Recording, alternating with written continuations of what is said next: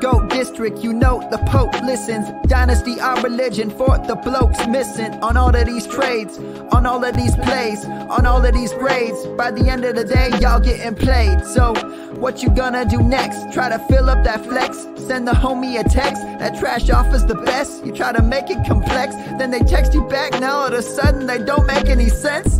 Broaden your horizons, boy. Dynasty's not for the Simons, boy. These trades not for consignment, boy. Respect your opponent, y'all some piranhas, boy. This my advice, from me to you. Open up your cute little podcast queue. Search up GOAT District, my dude. Pop it in your ear, man, y'all know what to do. It's the... And I always be traded. And I always be traded. And I always be trading. Y'all try to betray them, but first you gotta bait them. Fish.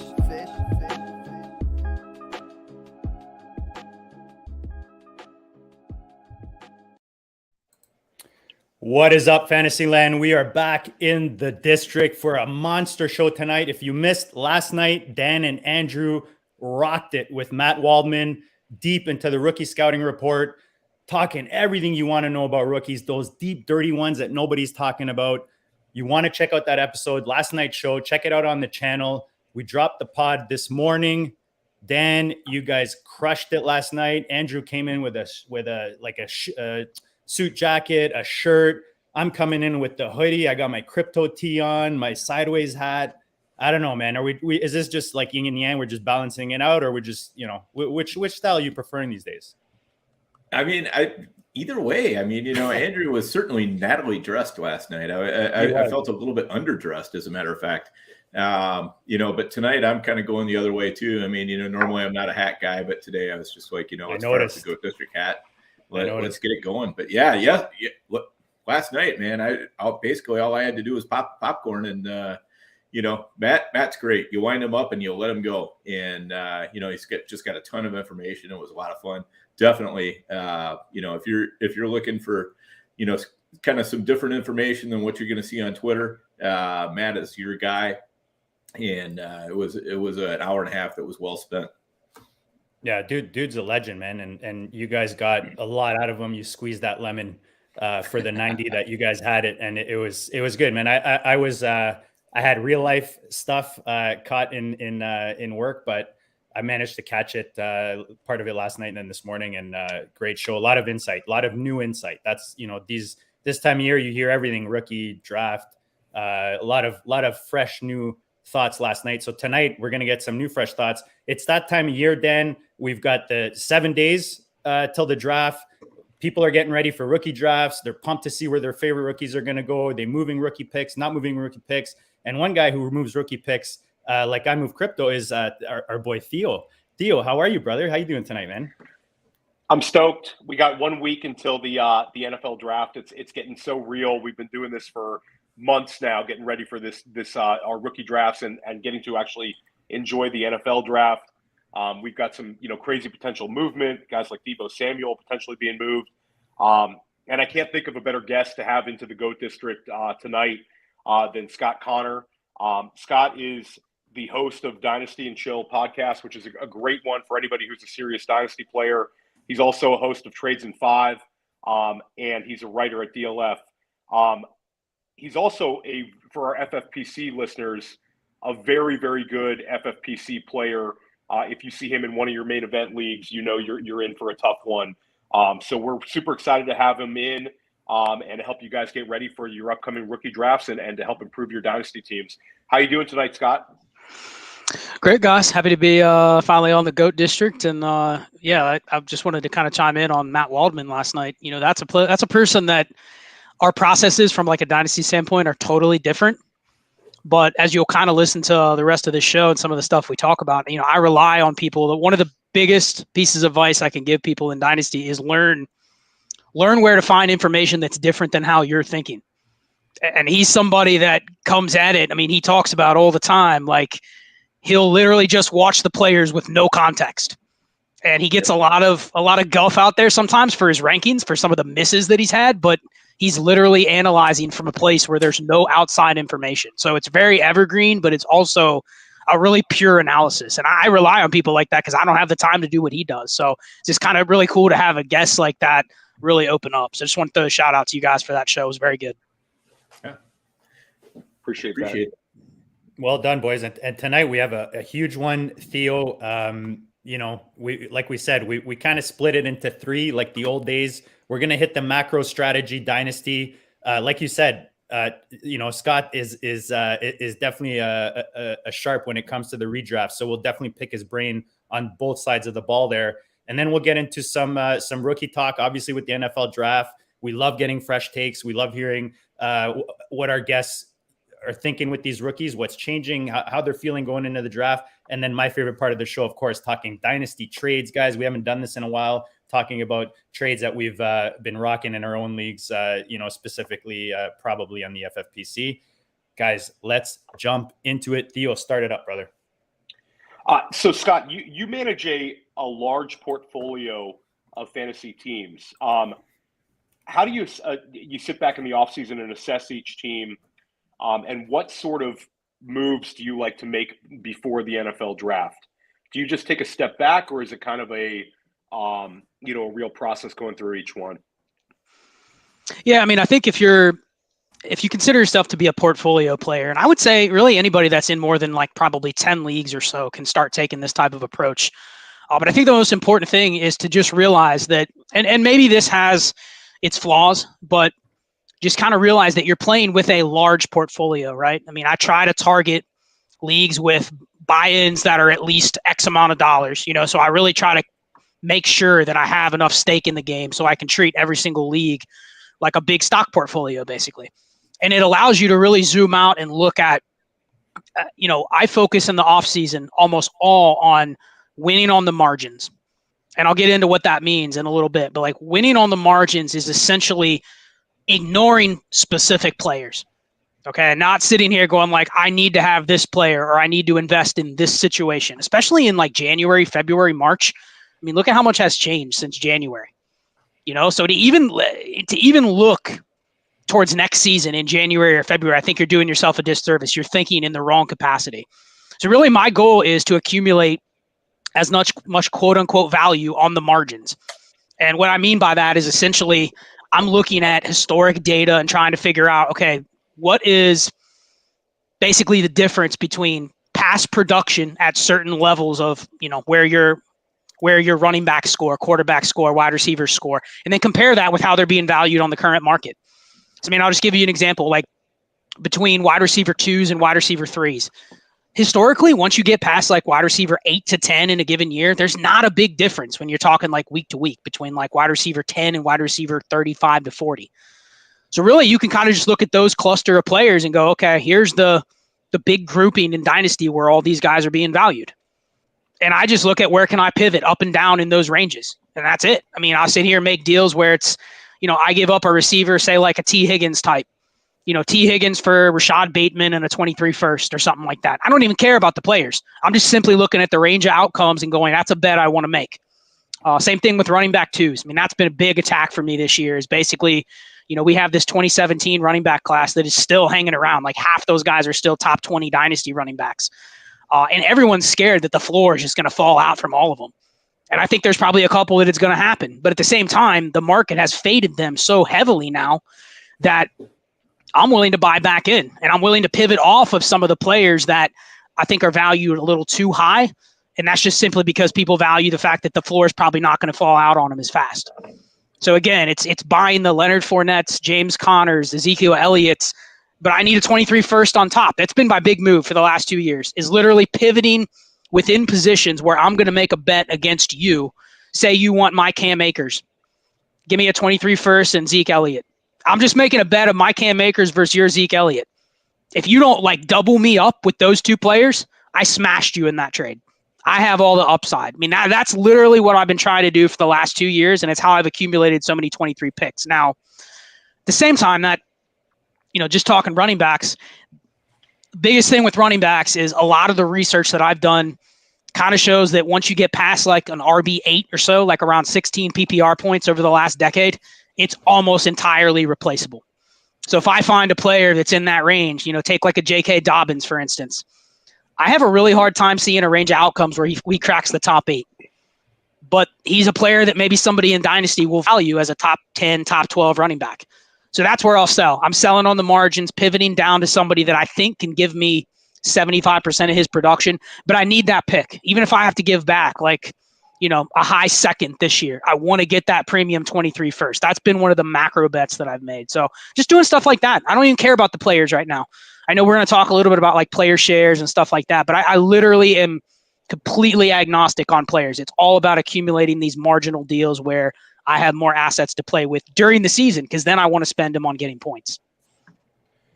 I think that's an awesome approach, and you kind of separate yourself from being, necessarily attached to anyone, and you're almost giving yourself 2 outs when your opponent only has 1 out. It's some, pretty high level like game theory type approach to Dynasty.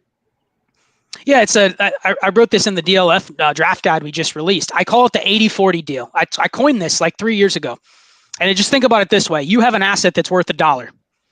I want to get a deal from you where I'm getting 2 assets back. One of them's worth 80 cents and one of them's worth 40. Now, a lot of Dynasty managers will say, okay, I'll do that deal because they want to get, quote unquote, the best player in the trade. But I've strategically targeted those types of players that are worth $1 that I'm trading away. And I've strategically targeted the 80 cent players that I'm acquiring. And I'm going, you know what? These guys really don't have 20 cents worth of value difference. I can see maybe a 60-40 bet where my guy's better. And I'm willing to get those deals, but the 40% piece is kind of the upside piece that I'm getting thrown in. So if you do enough of those deals, if I only hit on half of those deals, I'm still gaining 20% on every single one that I hit on. So it's just kind of looking at it like that. And again, I want to be the guy in the season that has, and I want to get your guys' thoughts too, but I want to be the guy during the season that has all the extra seconds and thirds and extra firsts. I want to be able to kind of throw them around. It's like going on a vacation and you have a bunch of money to blow. Like, I want to be that guy. I don't want to be the one that builds my team and I have no picks. Things go south during the season. I have to start breaking up my roster construction to gain value back. I want to have the one that can kind of throw money around when the points are right in front of me. So that's essentially what I do from January to June or July. Yeah, totally makes sense. Yeah, it's we've had some great guests on this offseason, but it's almost like some players are continually, some Dynasty players are continually focused on making sure quarterback, running back, tight end, and wide receiver are strong, where you really have a 5th position, and your 5th position is prospect. I think that was Adam Harstead who gave that as his take, and I thought it was just a tremendous way of thinking about it. You have a 5th position, it's prospect, and if you're not deep at prospect, it's going to be difficult for you to overcome the other positions. If things start going south, one guy gets injured, and all of a sudden you're playing catch up, and you don't have enough ammunition to do so. Yeah, I like that 80-40 too. That 80-40 is a great way to explain it. We throw around like the pivot, when you pivot off, your one piece into a guy that you feel, like you said, is either in the same tier or a close tier, and then you're adding that 40 cents. I love how you explain that. That's a perfect way to so we'll use it. We'll throw you some credit here and there for it. Yeah, 80-40 is common vernacular now. Let me ask you, with that 80-40, is there a sweet spot for roster size, or does that apply to a 20-man league as much as it would a 30-man league, or does that approach work in pretty much any Dynasty format, or is there a real sweet spot for you found? So I'm a big advocate of using RotoViz tools that talk about. I mean, you can look some of their prior years on like best ball win rates. It doesn't exactly translate to Dynasty, but it's helped me really shape my roster construction approach to pretty much any type of league. And you just have to make minor adjustments based on the roster size, the number of starters, the offseason waiver rules. I think that's one of the most important things, is understanding your league nuance. Are there cut downs? Are there waivers year round? Are there rosters expanded for rookie drafts? Like, all these things are going to come into play with basically how much leeway I have in my roster construction. So I'm very much I guess you can call it like a hero RB player, even in Dynasty. But I also think that fits the current landscape of what the player pool is. It doesn't necessarily mean that's going to be the optimal strategy in 5 years, especially if everyone else in your league is doing it. I think that's the other thing, is part of the reason the 80-40 strategy works is because most of our leagues that we're in, you're going to find half the players in those leagues are chasing their player dynasty players. They're chasing their guys. They think they can make a prediction on, okay, this offense is going to do this, or this player is going to do this. And largely my strategy is just fading people that think they can spot the variance, and just bet that, what, they're probably not that good at pick. If that's how you're going to approach Dynasty, is you're just going to try to outpick me, you're going to just try to pick better players than me, then I'll take you on all day. So as soon as I get in a league where, someone asked me on a podcast once, how would you beat 11 other U's in a league? And I'm like, well, that's a good question, because everyone would be trying for the same deals. Everyone would be building their rosters the same way. So again, there is some value with kind of zigging when you identify your leagues a little bit different. So to answer your original question, I think it just comes down to, you can go more extreme the deeper your league is, right? If you have a league that has 35 roster spots, you can take it to a way more extreme. You can roster 20 running backs. So that means that can shave off, really how important an RB2 is to your roster. In other formats where you cut down, FFPC, for instance, running backs are a lot more valuable. I mean, I know we'll get into some FFPC talk for redraft, but I tell people all the time in our Patreon, one of the worst things you can do in an FFPC dynasty league is draft receivers with your first round picks. Just in general, if you have to, fine. But when I have rookie picks, I'm not sitting there going, oh man, I can't wait to get that wide receiver 4 in a class. Because if they don't hit, what happens? Within 8 months, you're going, man, I got to cut this guy. Like guys like Rondale Moore, it's Kadarius Toney. It's hard to hold him in those leagues. So I'd almost rather take a shot on. I mean, you guys have seen it in FFPC leagues. You'll see, the Zamir Whites and Rashad Whites go in like the top 4 or 5 of the draft, and you're going, what the hell are people doing? And it's like, well, if they hit on the running back, even if they whiff, it's an easy cut or it's just a handcuff. But if they hit, it's a lot more valuable than hitting on like a wide receiver 3. So I think it's just understanding your format and understanding where the leverage is and fading it when it's not there. Awesome, great points. And Dan has talked about this many times over with regards to taking package deals for when guys get to be a certain level. Dan, you have certain rules with when a guy's worth a certain amount of first to another owner in your league. Maybe you want to go into that? Basically, anytime somebody is, a player's up in the territory of like 3 firsts, I'm going to sell, and most of the time you can't sell for 3 firsts because nobody really has 3 firsts, but you're selling for that equivalent value. And, it's just like once you get up to a certain point, there's very few exceptions where I think, in a year, there's a very high chance that this player is going to be worth less than he is right now.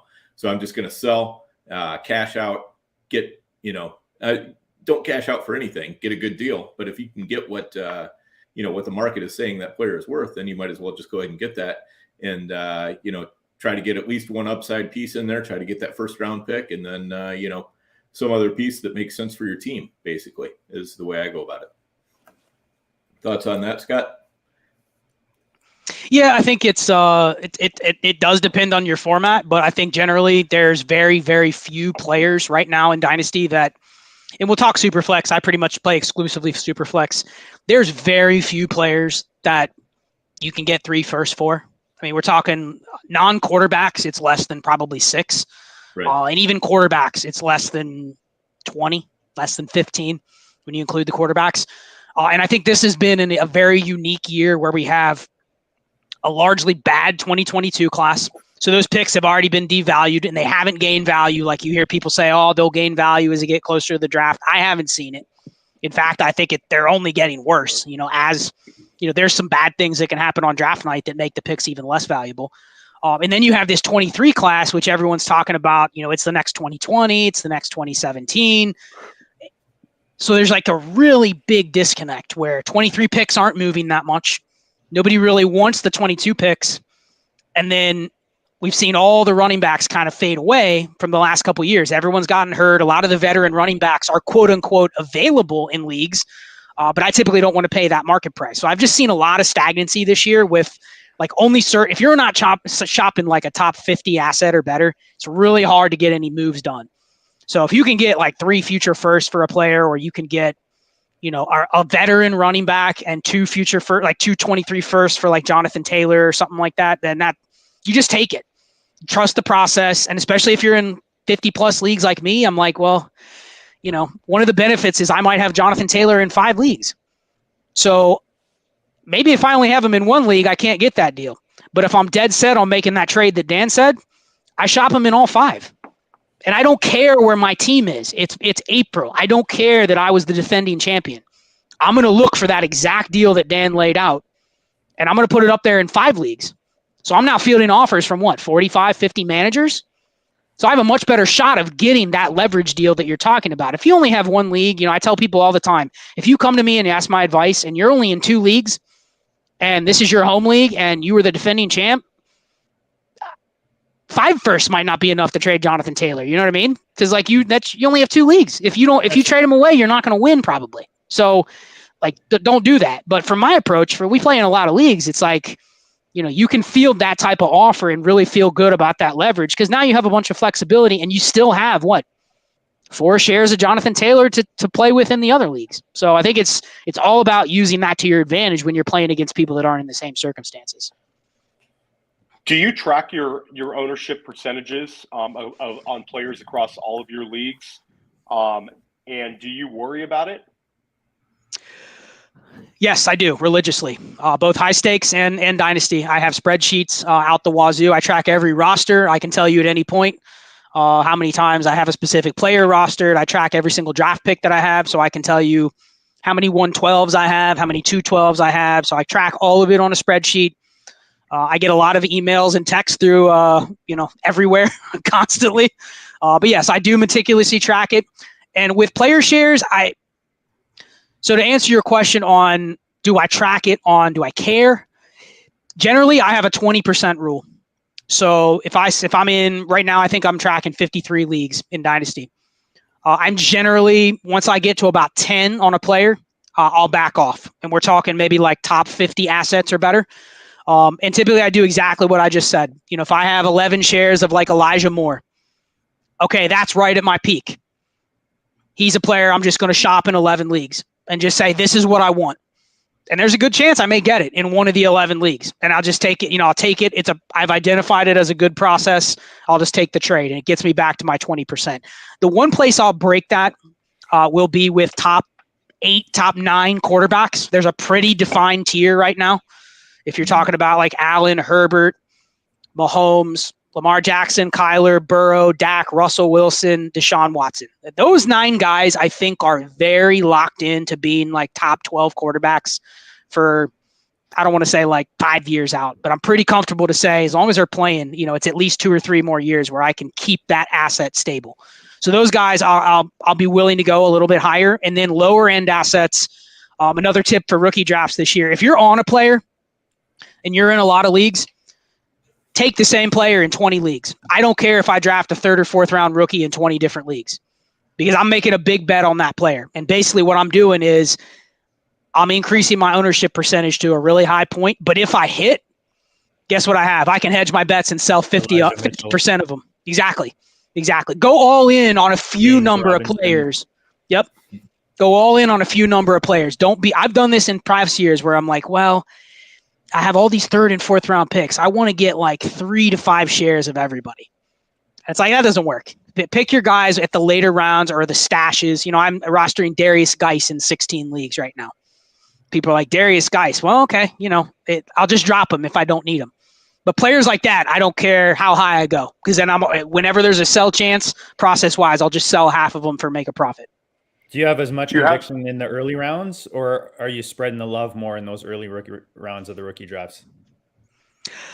So this year, I mean, honestly, I only have 22 2022 firsts remaining in my 42 non-Devy leagues. So I'm pretty slim, but if I was going to answer your question, I would say I would be a little more apt to diversify in the early rounds, just because, especially if you're talking like the receivers this year. We'll see what happens with the landing spots and their draft capital, but I don't have enough conviction on the players specifically to say that I'm going to go all in on this one player or that one player. So I'm kind of accepting like, hey, if I just draft each receiver 2 or 3 times, I'm Probably going to miss on a few of those, but I accept it. I'm not really trying to diversify early on.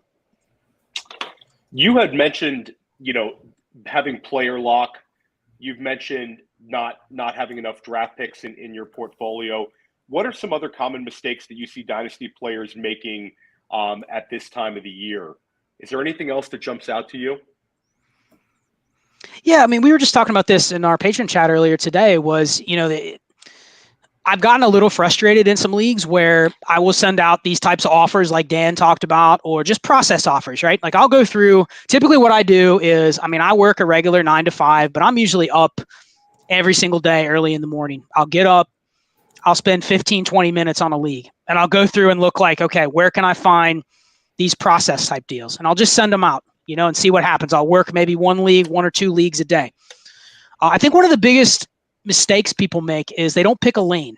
They don't really have any conviction. They're not working off of any sort of process. Like I'll send them an offer where, okay, I send them, let's say Cam Akers, and I try to get back James Conner and a 23 first. They'll decline, which that's fair. I understand they decline.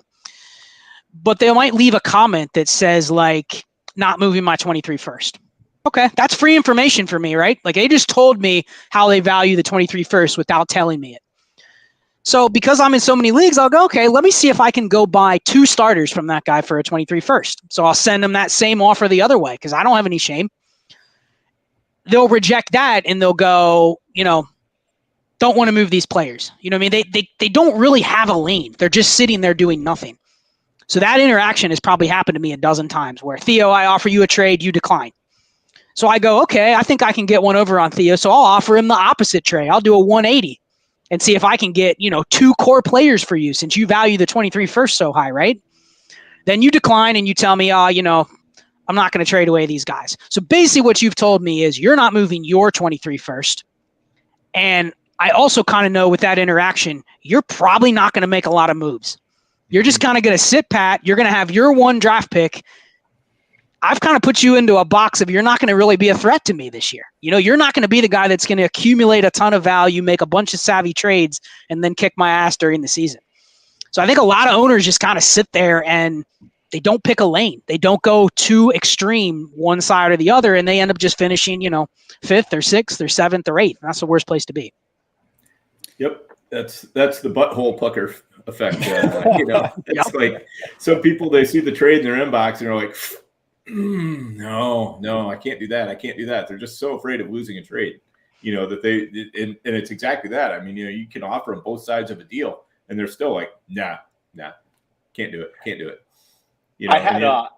I also look, especially in FFPC, but any league, you can kind of look and see if you jump into a brand new league, I just take a look at what draft picks do people have right now, and you can instantly spot the traders. It's just so easy. And that's the first people I'm going to. Like if they have their first, second, third, all lined perfectly, they don't have any other trades, that guy's probably not going to give you action. Yeah. Or maybe they've only got 1 or 2 or whatever, and you see somebody else who's got, somebody's got just, a 4th and a 5th round pick left and, they're trading a lot. And then somebody else has, no picks of their own, but, they have pretty much a full set from other people, they trade a lot. So you just kind of look and read the tea leaves for the league and, and look for who has what players and, just start, like Scott said, just get in there, take a look at a league, take a deep dive, I think, once every couple weeks and just kind of see what's available to you. A question for all of you guys. And I believe it was Jordan McNamara was talking about this. I think it was only around 20% of Dynasty managers consider winning the league their favorite part of Dynasty. What percentage of players in a normal 12-man league do you guys believe are going for it and trying to compete to win the league in a particular year? And what percentage are rebuilding? I think that's another thing. Some of these leagues you get into where it seems like there's only a few guys really going for it and kind of a lot of guys treading water and maybe 1 or 2 rebuilding. Is there a percentage you would put on it, Scott and Dan, just off the top of your head? Well, I think you're going to see a lot of this next year with the 23 class. I mean, I've seen a lot of people that are, they really think that 23 first is going to be the 101 or the 102, and you spot 6 or 7 people in the league that are all thinking the same thing. It's like, well, one of you is going to end up with the 106 or the 107. But you really didn't do a lot to get your team in a contention to make the playoffs. I mean, I would say that every one of my teams, I hope to make the playoffs. And people go, oh, that's crazy. But, when people go, are you rebuilding or contending? My goal is, I mean, again, this is a macro strategy. This assumes that leagues survive more than a couple years. So it's not every year I'm picking up new orphans or doing new startups. But I'm expecting to make the playoffs in every single league that I have, because I don't think it's that hard. Like you said, Theo, there's always 1 or 2 people in the league that aren't even trying. Either they're just bad, they've made some bad moves, or they're not that active. And you're able to gain 10 to 20% on them just by being active, and they're not. So I'm like, it's not that hard in a 12-team league to make the playoffs if there's 6 teams make the playoffs. Like when it's only 4, it's a little more difficult, but most formats are, 6 out of 12. And I mean, I'm sure you guys have had 5th or 6th seeds that go all the way and win the championship. So it's like, my goal is to get in the playoffs. I don't need to be the dominant team on paper. Like that's something we talked about earlier. Like I don't need to go into the season being the number 1 team. If I'm the 3rd or 4th best team, but I've accumulated the assets that I can move around when the seasonal variance starts to hit, I'm good. I don't want to be the team that is so loaded that I don't kind of, if I have a dominant squad, I'm trading away pieces to other contenders if I can get those leverage trades. I don't need to be 20% better than you. I just need to be 5% better than you, and I'll take my chances. And I can do that because, I have a lot of money invested and I have a lot of leagues. It's like, if I have a high-level strategy or a high-level process and I'm just active and I'm constantly trying to just make the playoffs, I don't want to sound arrogant, but I'm assuming I'm going to win like 20% of my leagues, 15 to 20%. And that should be a positive ROI at the end of the year. And if I get lucky and it's like 40%, then I smashed and I made, 4 times my money that I put in. So it's really just a macro approach of like, I'm always trying to make the playoffs. There really isn't any other. And if there's a league that I'm not, then you know it. You look at my roster and you go, you know it. I've literally drilled it down to the bare bones of, I'm going to get the 101 next year, and you're not going to out-tank me. So. Yeah, totally makes sense. And I mean, I think, that poll that Jordan put out, it's kind of a different thing in the off season because, in the off season, you get all sorts of answers. You get people who are like, yeah, I'm trying to, build for youth, or, building my roster is the most fun part of Dynasty and all that. They get to the season, almost all of them will tell you they're competing, but most of them, if you look at what they're actually doing, the actions are speaking a lot louder than the words as to whether they're actually competing or not, which is, basically what Scott was just saying. Just to add, I think you can kind of split it into thirds. Like in sales, you learn, right, out of 10 people, there's 2 people you're always going to sell, 2 people you're never going to sell. And it's the ones in between that you're trying to convince. I see it the same way when I'm looking at my dynasty leagues. You've got like maybe in thirds. My initial reaction to Theo was to say half, right? Half are trying to win it, half are rebuild. We call it reno mode here, Scott, because like you, we're just always trying to win. Rebuild shouldn't take like 3 years, in 2 years in dynasty. But I think, I lost my train of thought. well, for one thing, reno mode shouldn't really even start until you're a few weeks into the season. I mean, who goes into a season deciding, oh, this roster has no chance. I mean, it should be a pretty rare thing that you're at that point before the season is even started. Yeah, and just to finish the thought, I think in thirds, because you mentioned it, Scott, you've always got the guys, or maybe it was Dan, that are not necessarily they're not moving, right? You send them offers, they're just not making moves. So that's kind of the middle layer that I'm talking about. They're kind of in the status quo. They're not really going to give you much. Whereas you've got your contenders, and then your kind of rebuild type of guys that are just selling everything and buying, young players and draft picks. I want to ask, sorry. I just want to ask Scott a question. So we're talking about pivoting, shooting off a bigger piece for like a piece and a draft pick. Do you ever go the other way? Just because I find in deeper dynasty leagues, I'm definitely selling that way. That's how I try to formulate my trades. But I find the FFPC, I'm more aggressive. I want to win every year, like you said, because we're paying a lot of money for these leagues. And because it's more shallow and you're not really, the depth that you build doesn't really benefit you unless it's, helping you during the season. So I'm way more aggressive to up trade, to move up or tier up with my trades and be more aggressive in the FFPC. Do you have situations where you're actually going the other way with your trades? Yeah, for sure. I mean, I think one of the most fundamental things, we didn't really talk about this, but when you join a new league, regardless of the format, I mean, join what you like, whatever format you enjoy. But one of the things that I do is I have a data matrix that I run on every league.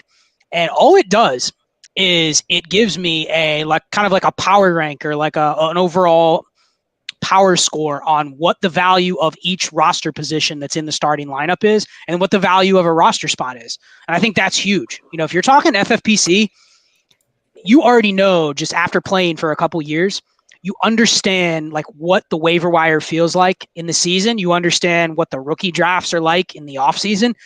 You have a much better gauge on what the value of a roster spot is. So sure, in those types of leagues, I'm fine throwing 3 pieces to get 1, because I know when I'm picking up the 2, that's freeing up 2 roster spots. That's worth something to me that other people may not see. So there's a calculation. I mean, it's totally different if you're in an FFPC format that has 8 starters plus a kicker and a defense and a cut down to 16 in the offseason versus, I'm in a league where there's 45 roster spots and it's 15 starters in Dynasty and it's not IDP. So like in that league, you don't necessarily want to ever do like a 3-for-1. Like I always want the 3 pieces, you know what I mean? Because there's too much volatility with one asset of giving away 4 starters for 1.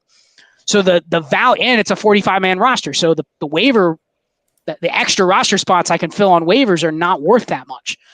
So again, understanding that calculation and knowing where your rules come into play. When can you pick up players? Can you immediately fill those roster spots, or do you have to wait, till the draft? You have to wait 4 months for the first waiver run. Like those are things that I don't think people think about, but that's always something going on. I always check this matrix that I run for my leagues and just go, okay, a roster spot in this league is worth X. So I'm more favorable to do a deal like you mentioned, JD, is give up extra pieces because I can pick up a guy on waivers. You know what I mean? Sometimes I can throw in players as the 3rd piece in a deal. And I go, you know what? That guy I picked up off waivers, I kind of like it. I'm kind of wanting to free the roster spot so I can get him because I think he's better. But I don't want to drop the guy I'm trading to you. You know what I mean? So thank you for seeing some value in that 3rd piece. Go ahead and take them. Yes, exactly. And then you already touched on this a little bit with your trading strategies, but do you look in at the Age Apex? Do you find it a meaningful tool, or is it something that Dynasty players get too caught up in? To the extent that I know everyone else looks at it, is basically how I would look at that. And I think it differs at positions. At quarterbacks, I'm pretty steadfast. I mean, I kind of mentioned this earlier, but one of the stuff we're talking about with different position pivots and stuff like that, those are like season-long bets, right? But then there's also some macro bets that I've made, essentially going, okay, I think this bet is something that I'm going to have to make like over a 5-year period, but it's something I believe is going to happen. It's something that I believe is trending in the current NFL.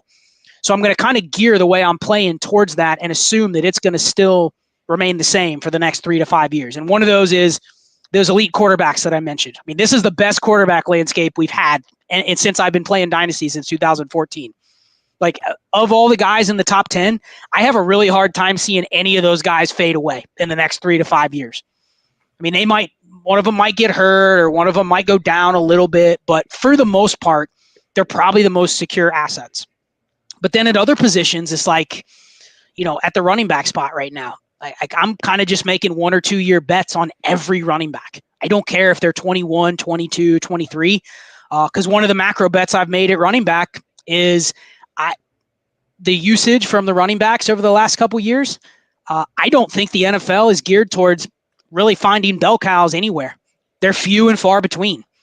So I almost look at every running back that I'm going to draft in a rookie draft, except for the rare exceptions. It's like I'm going to end up just getting an RB2 type, which is good to have. It's a scarce asset, but I'm never scared that I'm going to have like a running back fade off my roster. So at running back specifically, I don't care about the age apex. If you do, then that's where maybe we can be a trade partner. You know, if you're really wanting to buy a running back because he's 23 and you don't want one because he's 27, there's a pivot trade right there that we can make. Yeah, I think that's awesome. That's a great point. And Dan has talked about some of these older running backs this offseason, and you know how appealing they are in Dynasty right now because some people are just trying to cut bait. Yeah, I mean, if you just look at, you know, like the top 20, you know, top 24 or whatever running backs from last year, and, you know, just look at their ages and nothing else, you know, you can see that it's, you know, like you were talking about the 2017 class, you can see the footprint of that 2017 class right in there. You know, there's a lot of older running backs. There's not as many new ones coming in. I mean, you know, this class does not look great, you know, for the, you know, for top 24 running backs anyway. You know, this class to me looks a lot better for, you know, filler guys who can, you know, pop in some RB2 weeks here and there. But, you know, I'm not going to come off of Aaron Jones just because he's 27. You know, I just don't care. You know, because who am I going to pivot to? You know, there's like 3 or 4 guys that are, you know, 23 or younger that I could pivot to, and everybody's holding on to their for dear life. And so I'm going to be paying the premium price just to make that pivot. And there's no need to, because Aaron Jones is still going to be productive this year. I mean, even if his value somehow goes to 0 next year, which it won't, but if it somehow does, hey, I still got the full value of him this year.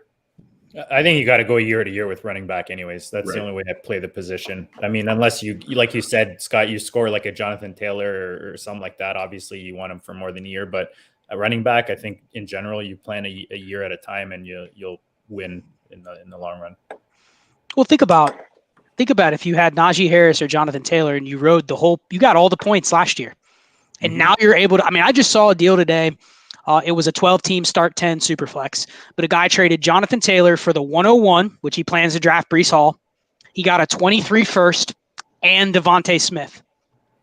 Beautiful. And he got all the Jonathan Taylor points from last year. So I'm like, dude, that's a smash trade. Forget about the fact you're trying to contend. Think about how much equity you've just gained in that, because you got a full season of Jonathan Taylor at 22 points per game or whatever he had. And now you trade him away at the peak. And you know what? If he repeats 22 points per game for the next 6 years, you probably lost the trade. But you have a lot of outs in that trade. What are the percentages that happen? Yeah, you have a lot of outs. And that's why I'm like, I love Dan mentioned Aaron Jones, Ezekiel Elliott, James Conner, Leonard Fournette. Those 4 guys, if I can get deals to pivot to those guys and I can somehow manage to get a 23 first in the trade, I don't care if I'm trading away Cam Akers and a 111 in this year's class for Aaron Jones and a 23 first. Like, someone might look at that and go, man, I'm gaining 4 years at running back, you know? And I'm like, well, okay, sure. If Cam Akers is going to last for 4 more years, then you may come out neutral in that deal. But part of the strategy is I get the 23 first. If James Conner literally is done in the next 6 months, I still have a really decent shot of maybe maneuvering to get a running back with that pick. So it's literally, I have 2 outs and you have 1. But the better bet is, man, if your 1 gets hurt, I've just smashed you in that trade. I mean, you have no way to recover, because what happened with J.K. Dobbins and Cam Akers when they got hurt, even when they were 22? It was like, oh, no one really wanted them. You know what I mean? You had to give them away for cheap.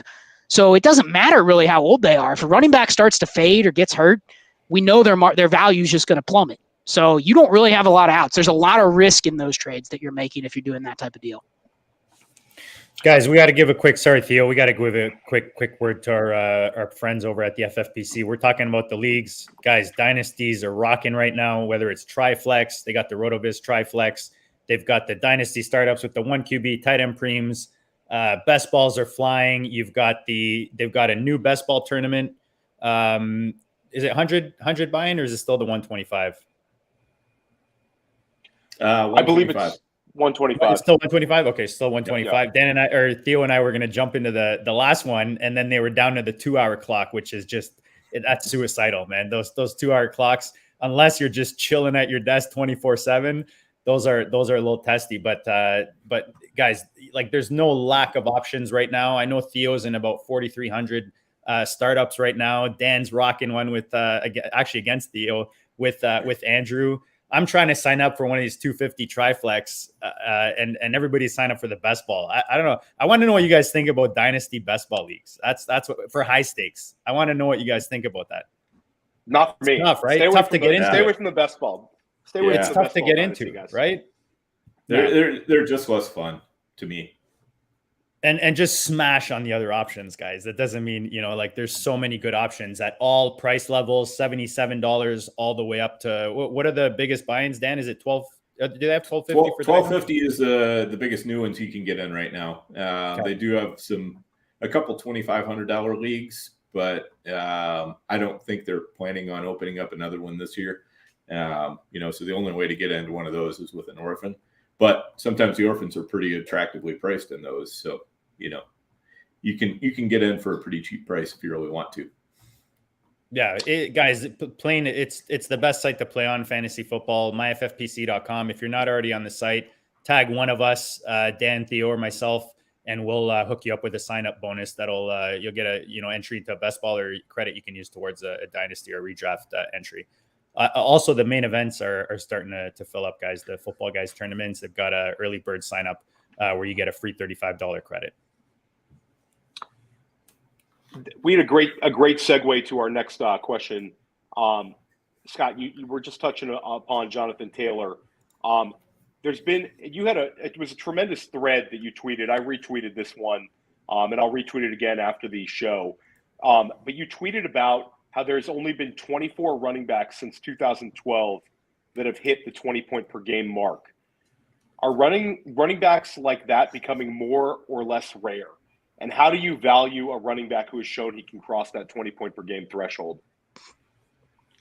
I love this topic because this kind of goes back to what we were talking about with the running back pivoting. So what I did is I basically just went back and tracked the last decade worth of running back scoring. And I picked an arbitrary number. I think I picked 8 games. So you had to have at least 8 games played in a given year. But just looked at, the point per game finishes from everywhere from RB1 to RB24, and then measured the above replacement value from each slot to slot, and looked at, where are the biggest deltas, where are the biggest gaps. And you can pretty easily spot a trend. I mean, if you hit on a running back that is even over 20 points per game, you have a really good shot of finishing as a top 3 running back in a given year.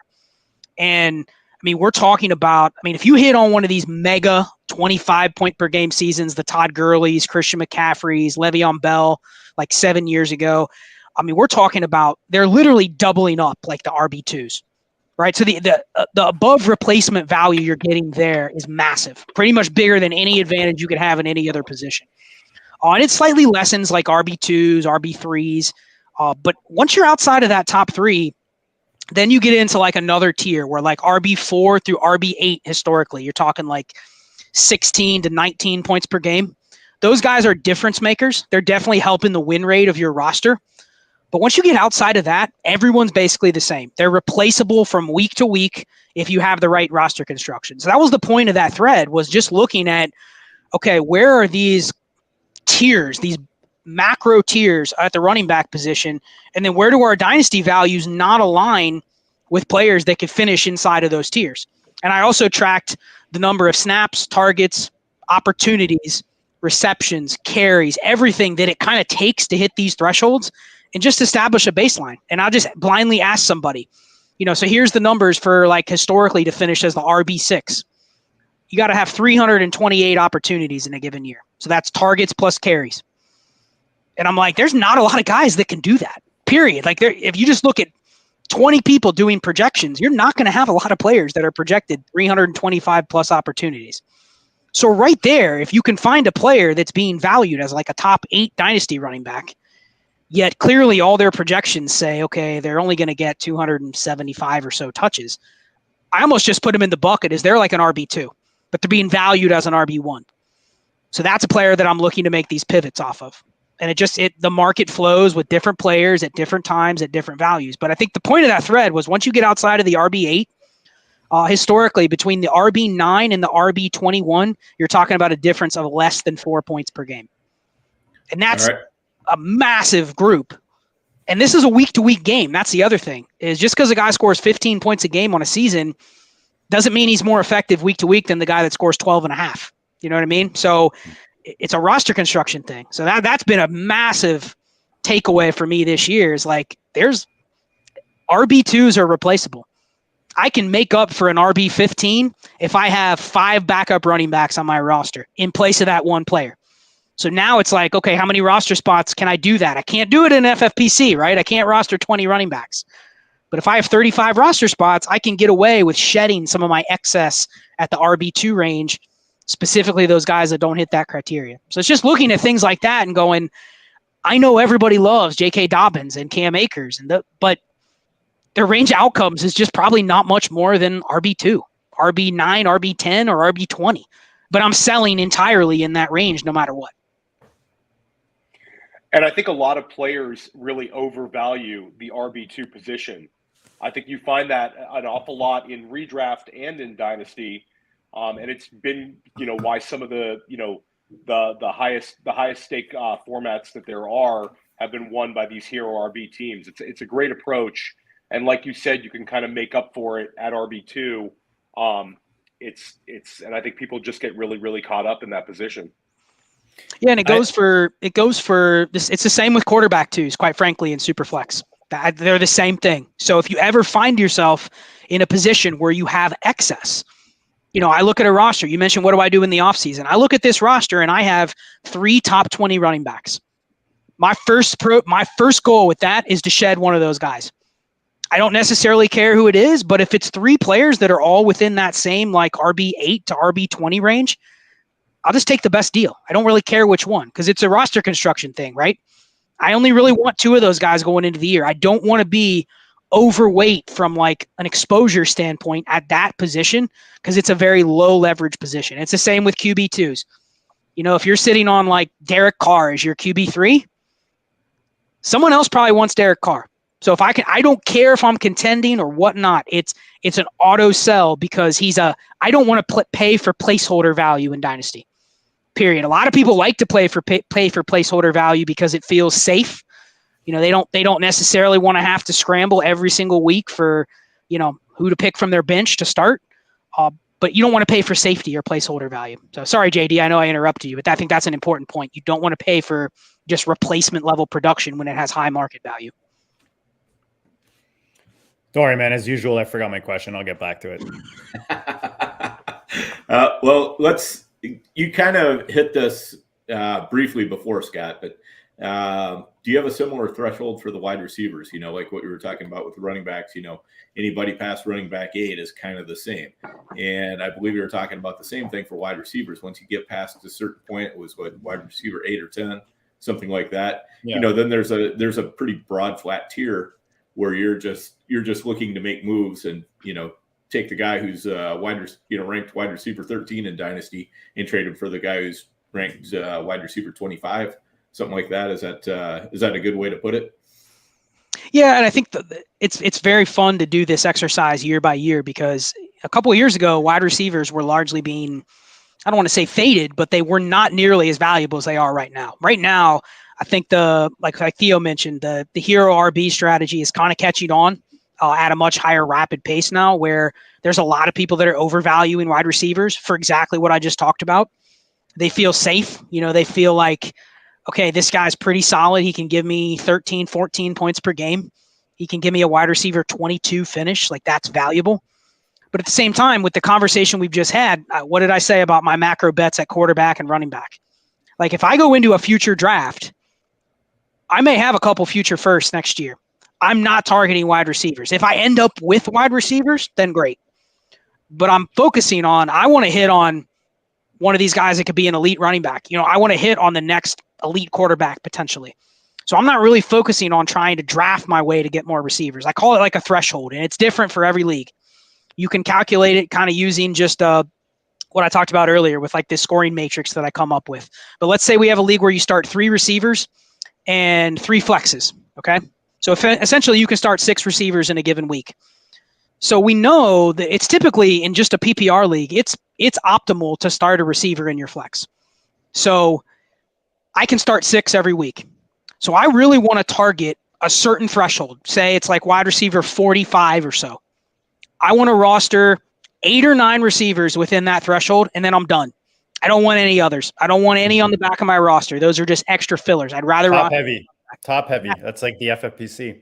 Yep, exactly. So when you get into that range where, okay, all these guys are within my threshold, but now I have excess, that's where I can start looking for the pivots. That's where I can start looking at, okay, I have a couple extra receivers on this roster.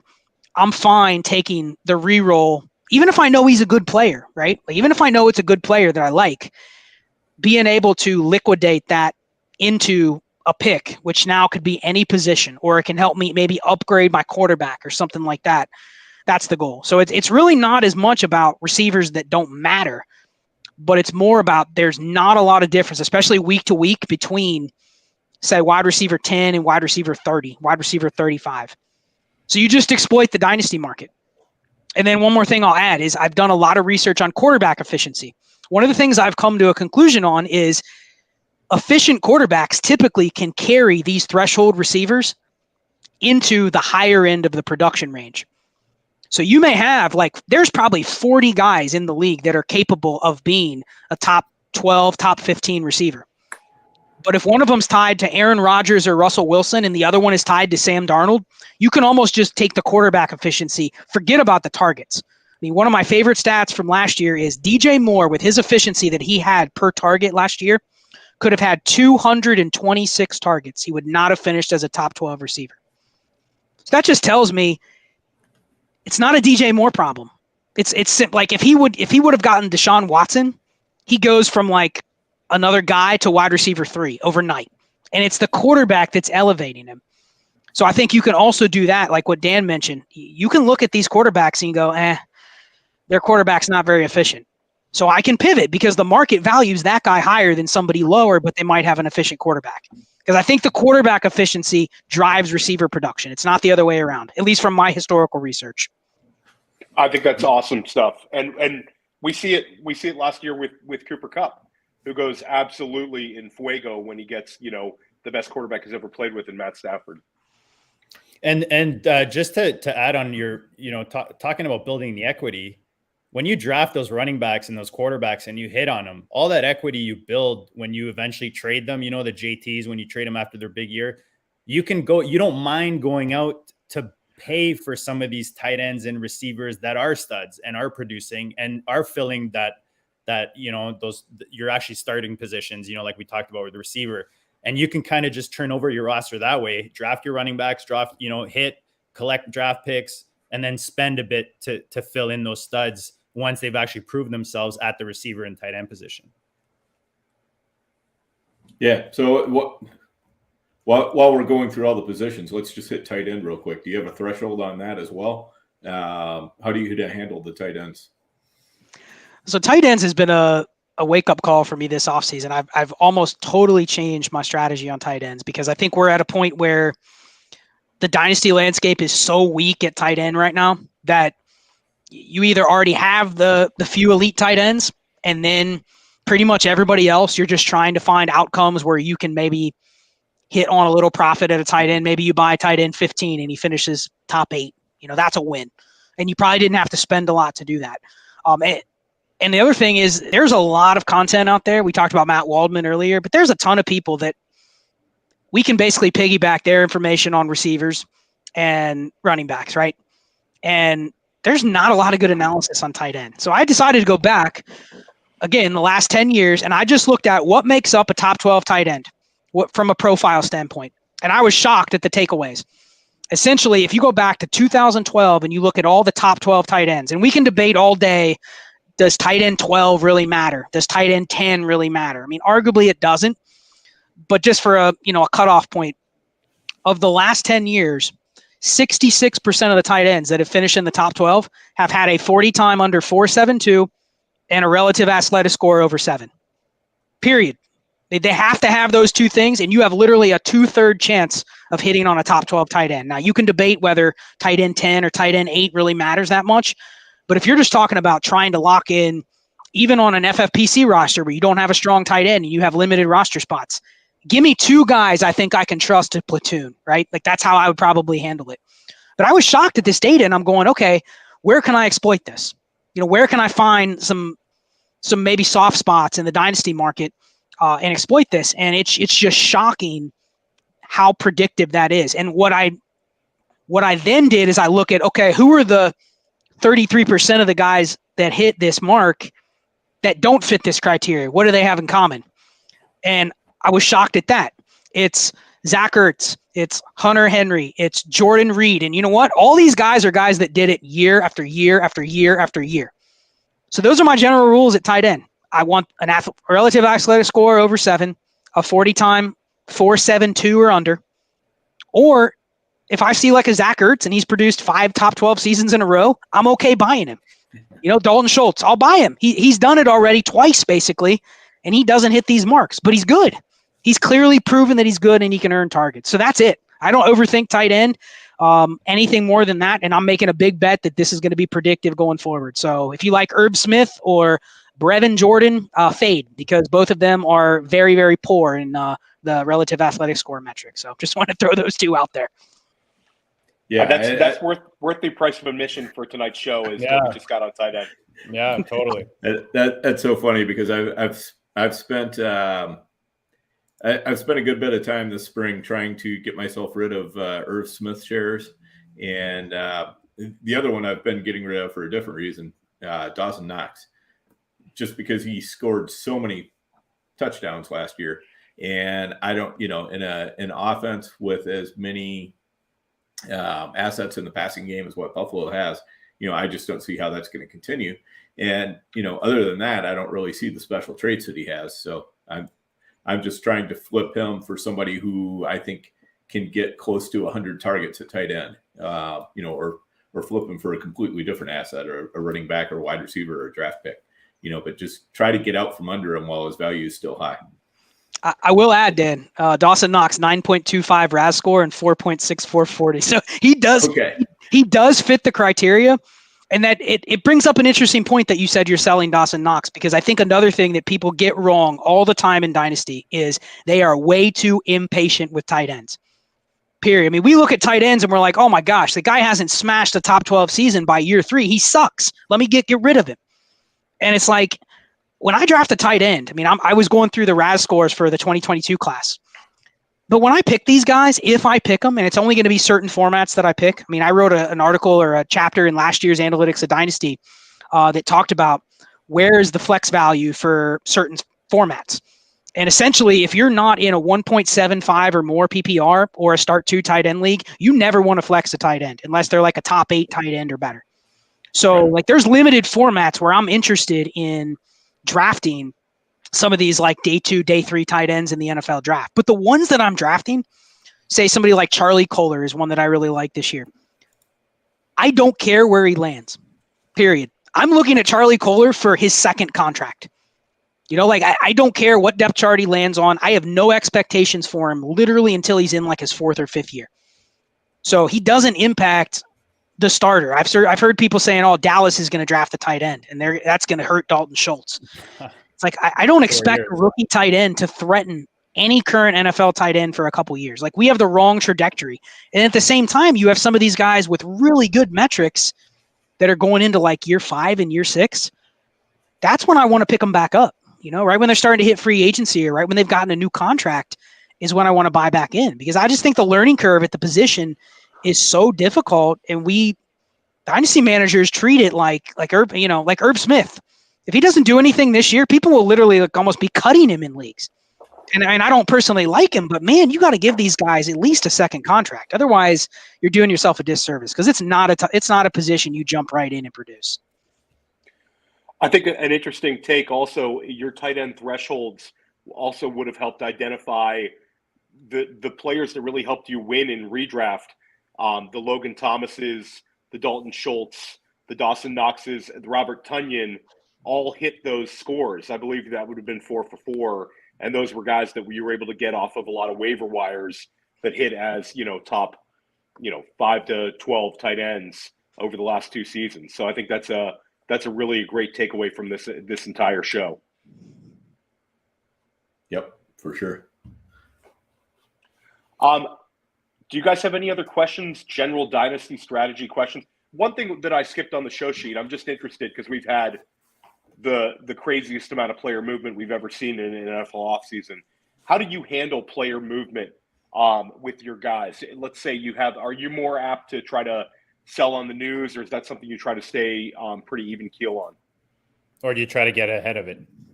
Ahead of it, and take advantage of maybe people wanting to get that hot, new, fresh player has been moved. Yeah, I love this question. I mean, this is something I basically have built my Patreon followers on. This is anytime there's anything that happens, I'll release an emergency podcast and basically say this is my thoughts, right?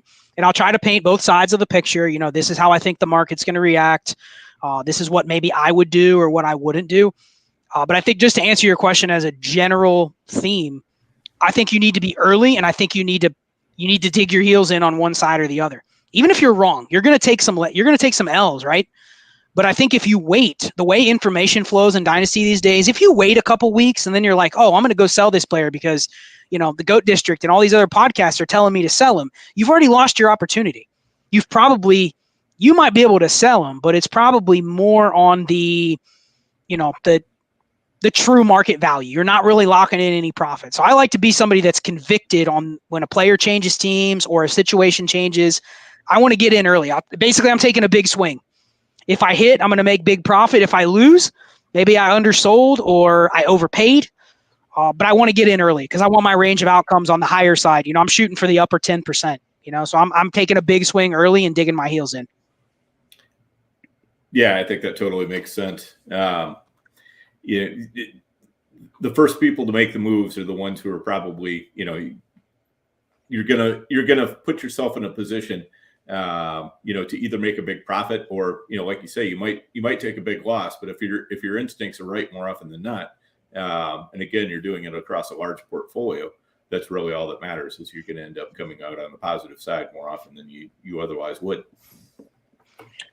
Yeah, and I'll give myself an 80-40 humble brag that the day Tyreek Hill was traded to Miami, we had a nervous Tyreek Hill manager trade me Tyreek Hill in the 2023-1 for a Devontae Adams chair. So I'll get a little 80-40 humble brag out on that one. I think that's great. Get ahead of that news and really take advantage of the managers that get super nervous about things. I think a lot of times when there's movement, we think about the positive, where I think a lot of managers take the big negative approach, and I think you can really profit off those guys.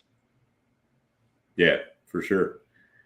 So, and I just want to point out, Kyle Sundra in the chat says the Dynasty and Chill Patreon is worth the price of admission just for all the emergency podcasts. So pat on the back for you there. Appreciate it, Kyle. Yeah, absolutely. And so let's kind of switch into the NFL draft and rookie valuation and all that.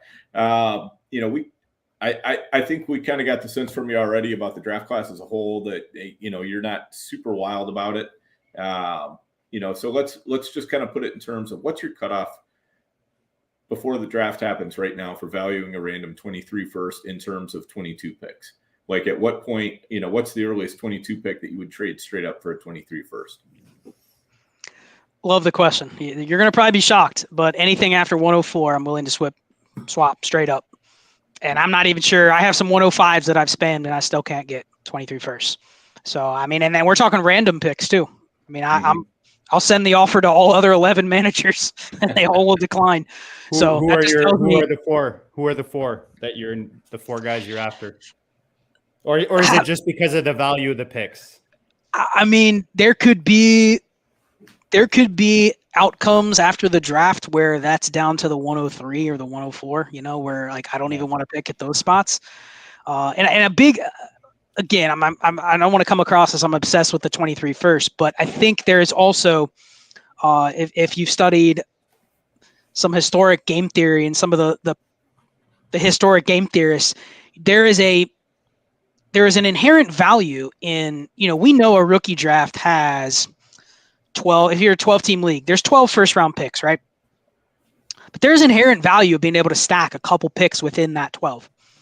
Every time you add another first, let's say you have 4 of the 12 first, you actually have more value than 4 firsts. You kind of control where the tiers are, just assuming that those are going to fall randomly. There's some extra advantage to being able to kind of cluster picks in a given draft. Because then you might be able to control what other people are doing. You can control some of the moves they have to make on the clock. So I think that's big, and you just can't do that this year. I mean, I really just don't see it this year. Outside of the 101, which I think most people are just taking Breece Hall right now if they have to pick. I mean, I could see an outcome where nobody really wants even the 102 because they're at the 106 and they don't see a difference. And I don't think the quarterbacks or the running backs really drive the market enough to where it's like, I have to get that. I mean, you may have somebody that has to get Malik Willis or they have to get Kenneth Walker. But if those guys don't land in like favorable spots where the market's going to really covet them, I just don't see a lot of movement. So when I don't see a lot of movement on the board and it's stagnant and I know I'm forced to pick, then I'm okay kind of looking forward and swapping out and getting out of the class. You had a Trades in 5 podcast about this, but you were talking about trading the 101. In general, if you let's say, and I'm very excited about Breece Hall, super excited. I know you seem to be very excited about him as well. But if you're gonna move that 101, are you moving that 101 this week, or are you rolling the dice that the landing spot is good? Or when you're on the clock? And I'll even add to this, we can take it to Superflex as well, where there's a chance that Malik Willis has some amazing landing spot and maybe, he pumps up in Superflex is the 101. So you could take this any way you want. We could say the 101 in standard and the 101 and 102 in a Superflex or a Triflex. Are you moving that pick this week, or are you waiting if you're holding it and you're looking to potentially move? Yeah, no, that Trades in 5 episode, we talked about moving the 101. And I think what I mentioned was, if you're moving the 101 and I can get the 102 plus a 23 first, that's just a simple bet that the gap between Breece Hall and whoever the next player off the board is not worth the 23 first.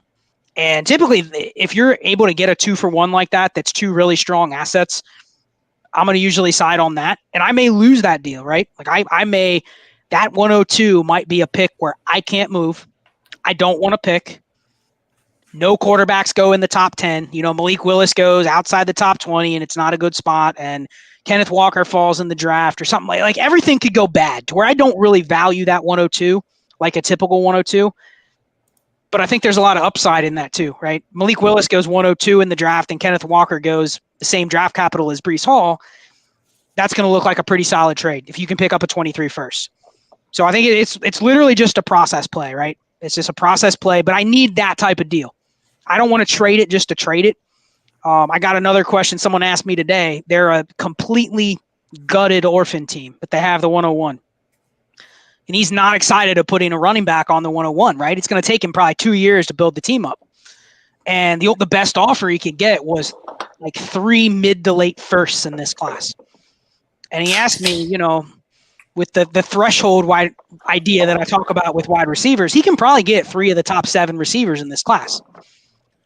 But he's taking a lot of risk there, you know what I mean? If he whiffs on a couple of those receivers, he really pissed away one blue chip asset that he can probably get a different type of deal. So I kind of said, I don't know if I would do that, even though it makes sense for his roster.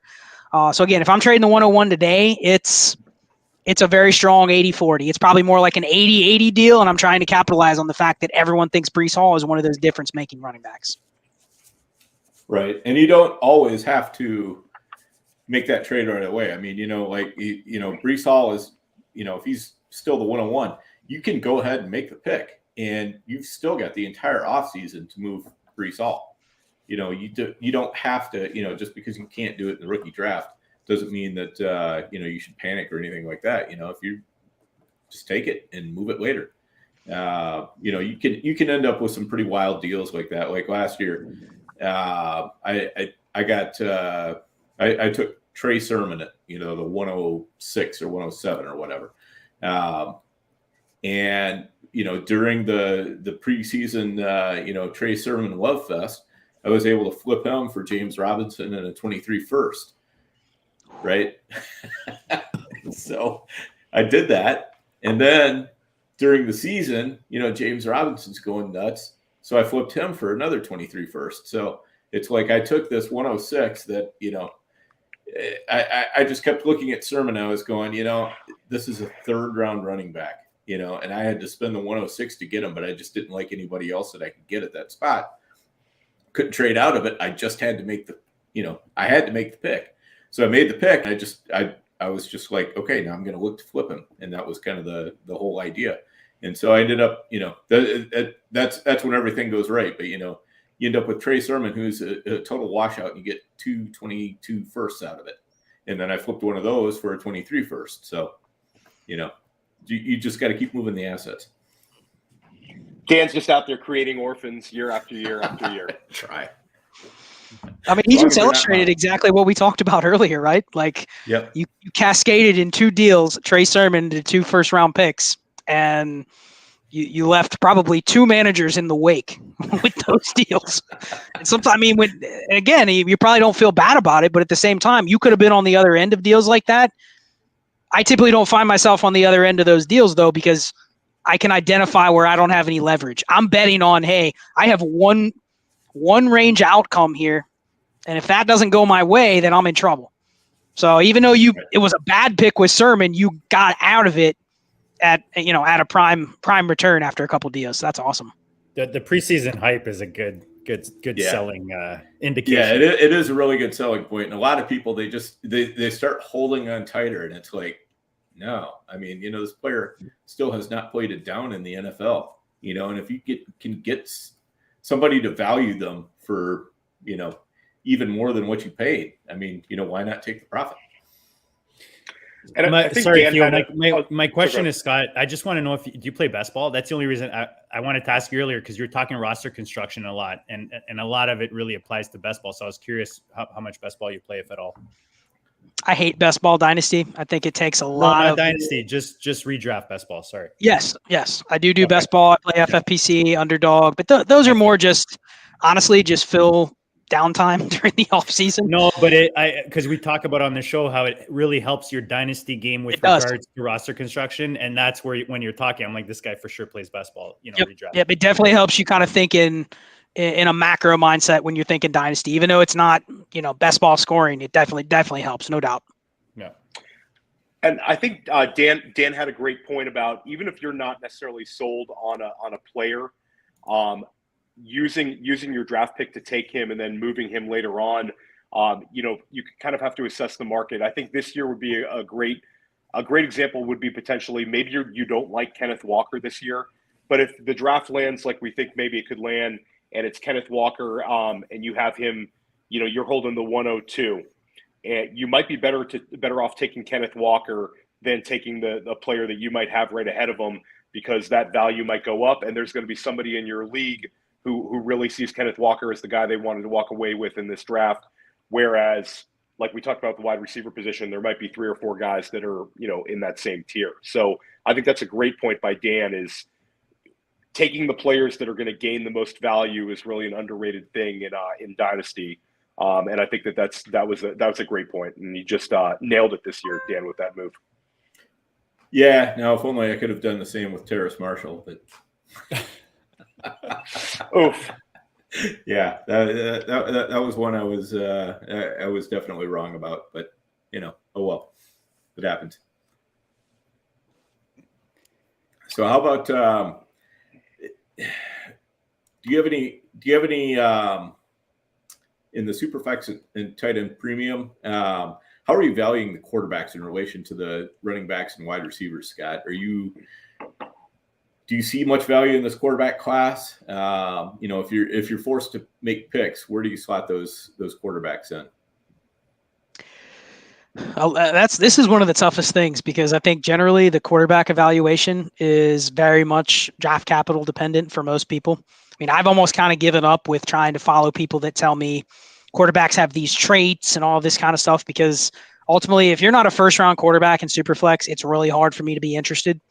Because I think if you're talking about, what I talked about earlier with the quarterback 2s and their impact on rosters, I don't necessarily want to draft into quarterback 2s. Like, I don't want to draft quarterbacks that I know maybe have a Tua Tagovailoa type ceiling. I know we didn't think he had that ceiling when he got drafted, but he's one of these guys where, kind of running his efficiency numbers through the first couple of years, and the fact that his market share of rushing yards is less than 12%. I just don't see a range of outcome where he finishes as a top 15 quarterback. So I'm willing to bet against that. And I don't think this class has nearly the pedigree of like a Tua. But I do think, I mean, I had a podcast guest a couple months ago, Michael Nelson, who's the data guy for Devi Marketplace with Kane. And, he said this is an interesting quarterback class because we're kind of reverting back to how we valued quarterbacks a few years ago. We used to let like first round quarterbacks fall to the end of the first, early second round of drafts. And I think that's definitely going to happen this year too, because a lot of people got burned last year with the rookie quarterbacks. And everyone saw last year's rookie quarterbacks as better. I mean, I was one of the ones leading the charge. Like, man, I don't care if you have 3 good quarterbacks. You take Trey Lance at the 102, 103, 104. Same with Justin Fields. I mean, I passed numerous times on Najee Harris and Jamar Chase for the quarterbacks last year. So this year, I think people are going to go, well, it's not as good of a class. They're not going to get the draft capital. So I think there's going to be some values later on in the first, early second with these quarterbacks this year. And in that podcast, Michael talked about, the rushing market share in college is pretty predictive of it in the NFL. And that's what's going to lead to being able to maybe take a quarterback 2 into a low-end quarterback 1. And this class has it. I mean, other than Kenny Pickett, this class has it. Everyone else, has some mobility to them. So I think there's going to be some values, but at the same time, like right now, if you told me, like I've had a couple rookie drafts before the NFL draft, I won't even touch a guy like Sam Howell because I think there's a really good chance he doesn't even go in the first round. So that's just a wasted pick. I'd rather take a shot on a receiver that I think could go in the top 50 than him. And that could totally flip once we see the draft capital. But that's my take. I mean, I'm just going to wait. I mean, I have no shame to say I'm going to wait and see where they land. And then I may end up using some of my late firsts on these guys just by default for trade value. Right. Yeah. And that, kind of getting back into the macro draft, I'm in agreement with you that I think a lot of wide receivers are going to go higher than we think. But I think the only thing that might happen that would derail that is if we see, these teams that are saying, well, at quarterback, I don't want to take this quarterback in the first half of the first round. And so, they want to trade into the back half of the first round, with like Kansas City, Green Bay, teams, Buffalo, teams that own picks there who are more willing to say, yeah, I'll trade out of the first round, pick up a couple seconds, one this year, one next year, whatever it is. And, and then those quarterbacks kind of backfill into the back of the first round. And then some of those wide receivers end up dropping into the early second, where that trade was made, where, maybe you have, somebody like I'm not even sure who has early seconds. It's going to be looking for quarterbacks. Houston, maybe, if they trade up into, pick 28 or 29, and then, Kansas City can fall back to Houston's pick and then still pick up that same wide receiver. That's the only thing that I think could happen, but I think there's a good chance that we see a couple 3 quarterbacks go in the last 7 picks of the first round. What do you think about that? So it's interesting because, I'm a podcast junkie. I mean, everyone that's heard me talk about podcasts, I listen to podcasts on 3X. I probably listen to 30 or 40 a day. So, I just crush back to back to back to back to back to back. And I listen to a lot of NFL draft and NFL media stuff. And I think it was on The Athletic. They had a conversation about that, Dan, because that seems to be one of the narratives is teams like that 5th-year option. So they'll trade back into the first round and take a quarterback. However, I think with the way we're seeing receivers getting paid right now, and you're seeing these guys that are not on 5th-year options or they're not first-round picks being free agents, and the leash for rookie quarterbacks is much less now. I think by time you get to like year 3, if you have a quarterback that's even worth having on a 5th-year option. So I don't know if teams are going to value that as much, especially if they're drafting a lower upside quarterback in the first place. So, I don't know if a team like Houston would move up the 5 spots it would take to draft Sam Howell, because I don't know if teams value that 5th-year option as much. Because, sure, if the guy hits and he becomes a superstar, then yeah, you wish you had the 5th-year option. But at the same time, it's actually an inconvenience because it's fully guaranteed and you have to pick it up after the 3rd year. If you're on the fence with a guy, it's actually an inconvenience to have the 5th-year option. It's actually a hindrance. So I don't know if this class is going to generate the buzz to where, everyone mentions like Lamar Jackson, right? Like Baltimore traded in to take Lamar Jackson at 32. But I think there was probably, they kind of knew they were either going to get a home run or a strikeout. You know what I mean? Like I don't know if they're going to see this class the same way. So I think teams are going to go, hey, you know what? I don't really want Sam Howell. But if he's there at pick 40 for the Seahawks, we'll take him. But I'm not trading to move up because this isn't the class to trade and move up and get a guy on a 5th-year option that we're pretty sure is not that good. So that's going to be an interesting dynamic. If we see Malik Willis and Kenny Pickett go in the top 6, then I think you're right. People are going to panic and want to maybe move up to take the quarterback. But if they don't, I just think we see a draft where only like 3 guys go in the first and teams just take receiver, because I think receiver is almost like the new quarterback. If you can hit on a receiver and you have him for contract for a 5th-year option and you have that control, as I looked at the franchise tag numbers for receivers the next 2 years, it's going to be $19 million next year and $24 million the year after. So if you're a guy like A.J. Brown or Deebo Samuel or Terry McLaurin, and you're on a 2nd-round contract right now and you're going to make $3 or $4 million next year, the team owns you for 3 years at like $47 million. They can franchise tag you twice. So really, they can say, hey, the most we would have to pay you until 2024 is $47 million over 3 years. So why would we turn around and give you a contract at $25 million per, like some of these other guys are getting? So I think there's significant leverage right now with the receivers to get them with that 5th-year option, because then you can still franchise tag them after that. I think that's going to be significant value. So that's one of the most fascinating dynamics from an NFL perspective that I'm looking for this year, because it could go either way. You could be right, Dan. People could trade in for the first to get the quarterback, but if I had to guess, I would say that that won't happen this year because they don't see the class as that good. Yeah, that's a good point, Scott. I hadn't really thought about it that way. I like the way you're putting that. So, yeah. Who are your favorite? Actually, go ahead. Just want to pick your brain. We talked about Breece Hall. You touched on Kenneth Walker. Before the draft, 1 week away, who are your favorite wide receivers? Is it a tier for you, or is there a specific guy that you like more than others? I think if I had to say right now, I mentioned him before we started recording, but I think that if I had to make a bet on one of the I think there's a pretty clear top 5. I think you're going to probably see Garrett Wilson, Drake London, maybe Jamison Williams go in the top 20. Then you'll probably have Olave, Treylon Burks that'll go somewhere, between 15 and 30. But then I think the real fascinating spots are going to be, because if you look at all the good landing spots for receivers, it's basically 20 and beyond. You have the Chargers, the Cowboys, you have the Bills, you have the Chiefs twice, you have the Packers twice. Like all of these spots, we know if receivers go there, it's going to elevate them higher than they probably should be based on their pedigree, right? And then you have, Theo mentioned it before, we may see a guy go to the Saints and the Jets and the Eagles inside the top 20, and people are like, I don't know. I don't really want a guy on the Eagles or the Jets, right? So I think if we see George Pickens, Sky Moore, Jahan Dotson, I think those are the 3 that could crack the first round. They're probably pretty good bets to go into the better spots. Christian Watson. So I think those 9, the 5 that I mentioned, and then those 4, I mean, we might see all these guys go in the top 50, but people go, man, Christian Watson, he was my wide receiver 9 before the draft, but now he's on the Chiefs. I got to move him up to wide receiver 1 or 2. So I think there's going to be some pivoting that you can do based on that. And I don't really have conviction other than that. I think Garrett Wilson, everyone said he's probably the safest. I probably agree with that. But I also think he's the first receiver off the board, which means he could go to the Eagles or the Jets. And I don't know what to think about that.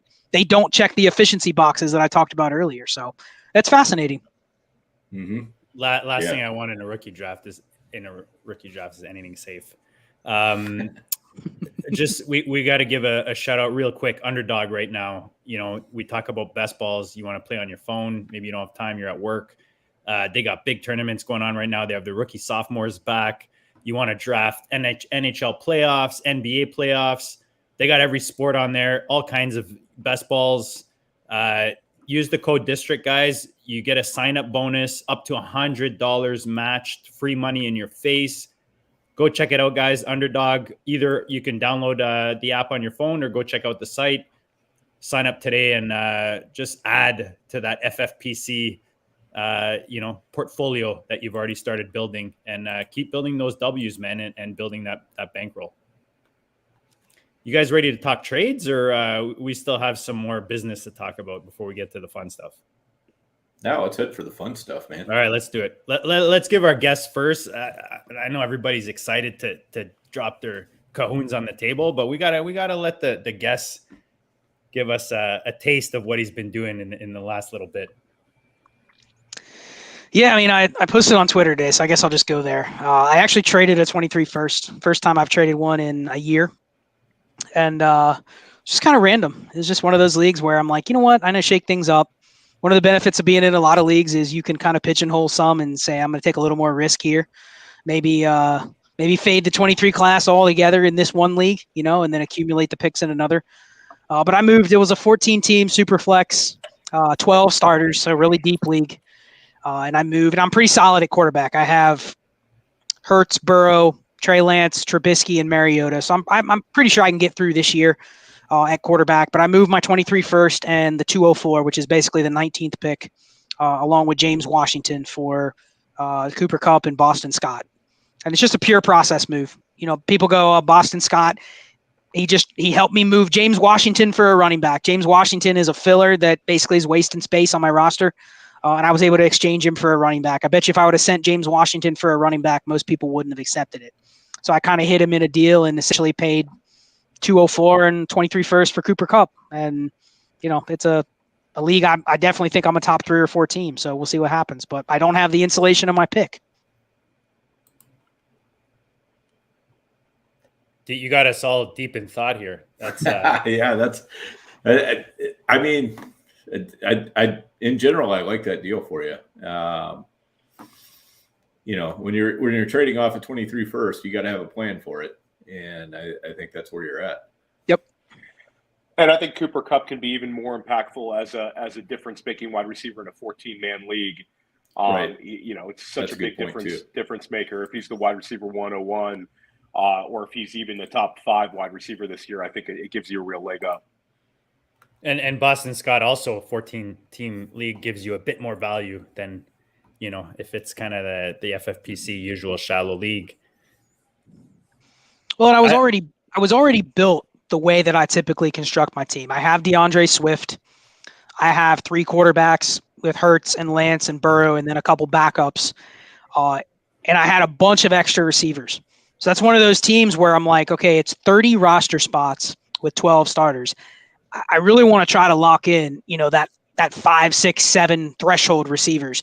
And then I really don't want these extra guys. I have a couple filler receivers on my roster, and I'm like, I don't have a lot of extra picks in 2022, so I'm not going to be able to backfill my roster construction with running backs. So that's where the idea of adding a guy like Boston Scott to, it's basically like DeAndre Swift, Tony Pollard, and I want 15 other bodies. You know what I mean? Because I'm making a big bet on this team with Swift, and I'm going to need a body every week probably to fill the RB2 spot. So I already was properly constructed, which helped me make this deal. If I was still chasing quarterback value or running backs, I probably wouldn't have paid for a receiver. But, one of those spur of the moment, even I'm guilty of the spur of the moment, hey, I want to make a trade type of situations. My most recent interesting trade, I've made a couple of smaller ones, but I made a interesting trade in an FFPC league where I moved the 111, Clyde Edwards-Helaire, and the 303 for the 106 and the 207. So it's calculator-wise, it's probably a slight overpay, but I don't want to have too much Clyde Edwards-Helaire. This was a good opportunity to sell, and I like getting into that top 6 for this team. I think it gives me more flexibility during the draft. If I use the pick, I think there's going to be somebody I like there. Like we've talked about all night, it's not necessarily the deepest of first rounds. I think there's a chance that 106 could get flipped for a 2023 one during the draft. And I felt decent about my running back situation that I could make this move and just kind of get out from under Clyde Edwards-Helaire. So I have 2 seconds in that league, and I now have the 106. Yeah, I mean, I like that deal. I like getting out from under Clyde Edwards-Helaire, to be honest. And like you say, I mean, it's almost, if you can get close to his value, I mean, for me, that's good enough. Because I think the odds that his value are as good at the end of this coming season as they are right now are not very good. Or worse. That's why I want to try to get out from under him anywhere that I own him, which I have. Well, and from an optics perspective, the 106, you could go the other way with the 106. You know, the draft could fall in a way where it's like, okay, I really like Kenneth Walker. You could maybe add something to get to the 102 and take Kenneth Walker if you wanted. So it's hard to move up from the 111, making a jump 9 spots, regardless of the strength of the class. You'd probably have to make another, you know, an even bigger overpaid deal to move up to the 102. But at least you're within striking distance. And again, what we talked about earlier, let's say you somehow added the 106 and you're 23 first and you ended up getting the 101 or the 102. You get a free roster spot. You know, you can pick up a player. So, I mean, it's essentially the 2 for 2 now is you get to essentially add another pick. You know what I mean? So I like it. I think it could be the first move into a better move later on. I might even fire away that offer when the show ends right now tonight. You got me all fired up about that one.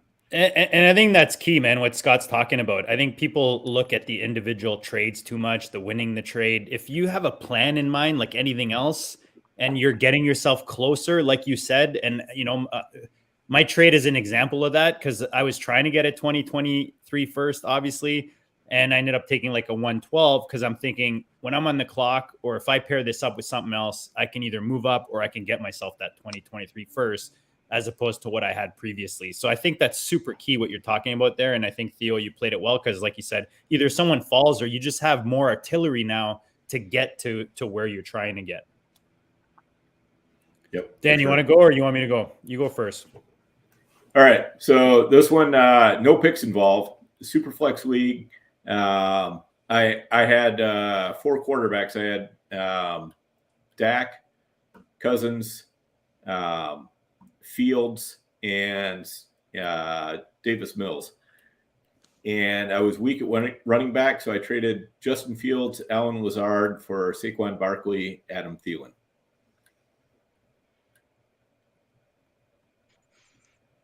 Can you repeat that, Dan? Sorry. So gave up Justin Fields and Allen Lazard, picked up Saquon Barkley, Adam Thielen. And you said it's Superflex. Superflex, yes. Okay. Yeah. Curious to know what Scott thinks. I mean, I can definitely see the appeal. I mean, listen, with Fields, Lawrence, and Trey Lance, we're kind of at the inflection point with them right now. So you either have to make a big bet back in or, you know, get out. You know, deal it. I saw go down a couple days ago. Somebody traded Justin Fields and a 108 for Kirk Cousins and a 23 first, and they thought the 23 first is going to be pretty good. So on the surface, I think if you put that in a calculator, it's going to be like, you didn't get enough for Justin Fields. But in Dan's position, I mean, I think you probably had the flexibility to bet against Fields, right? Because this is the time. If you wait a year and he's quarterback 23 next year, I mean, you're going to be able to get half of what you got. To that point where I'd almost want to buy back in. You know what I mean? Like I'd buy the profile next year if he gets to that point. So I think it's a pretty square deal. I mean, I guess it comes down to how much you think Thielen outproduces Allen Lazard. I mean, I think I like buying Thielen at this point because everyone's kind of given up on him, but it's a square deal. I get it from your perspective. It's a big bet on Barkley though, because he's in the same boat. So I think it's a big bet on both sides. I assume the other guy was desperate for quarterbacks, I'm guessing. Yeah, he definitely needed a quarterback, and I needed one more really quality player in my starting lineup, whereas Fields, was projected to be on my bench. So I was like, hey, I'm trading a bench asset for a starting asset here. Yeah, I think that it was the underrated part of the deal was, I think that if I would guess, the language of the deal started out with something of a Fields Barkley scenario, and then you worked in the Thielen aspect of it. I think Thielen's just kind of beat up in Dynasty, but I think there's a lot of possibilities that he finishes as a top 20 wide receiver this year. And I think his downside if he stays healthy is he's going to be a wide receiver 3. So I think he'll be a usable player for you. And I like getting that upgrade in the Lazard Thielen side. And like, Scott said, it's the Barkley and Fields both have, a little bit of risk right now and potential, a lot of reward. So it's a very interesting trade, but I like getting that secondary part to it. Yeah. And then the other thing that, was just kind of a minor part of the deal, since I had Cousins, I got Thielen. my trade partner had Aaron Rodgers, so I gave him Lazard. So you kind of get the stack there on both sides. Which to me in Dynasty, I don't worry as much about stacking, but as I do in like a best ball tournament or something like that. But I think there's still some value. If Thielen performs well, then Cousins is probably performing well, and vice versa. So I'll take that stack and I'll make the bet there. And Dan, I think that's a great way to if you're trying to move a receiver, first thing I do is go look at who's got his quarterback. I just feel like it's kind of the easy, low-hanging fruit, start a conversation, because a lot of the times they do like the stack. You like to get the stack. It entices you a bit more to make that move. So that's usually the first place I like to go. So I've got a – oh, sorry, go ahead. No, I was just going to say I'll add this because Dan probably didn't intend to bring up this point, but I actually did some stacking research last year, and the prime spot to gain the most value in stacking is if you're stuck with a quarterback 2 and a wide receiver 3, like kind of in those dead zones like I talked about before. Because both of those guys from week to week are probably not going to be like positional advantage difference makers. But if you're stuck like, hey, I'm going to have to start Cousins every week and I'm probably going to start Thielen every week, you've kind of taken 2 players that for where they slot in, they don't have a lot of upside, but you've built some inherent upside into your roster. And that's the best place to do it, is that like, you don't necessarily want to stack Josh Allen with Stephon Diggs. Like, it's nice if you have it, but they're in your lineup regardless.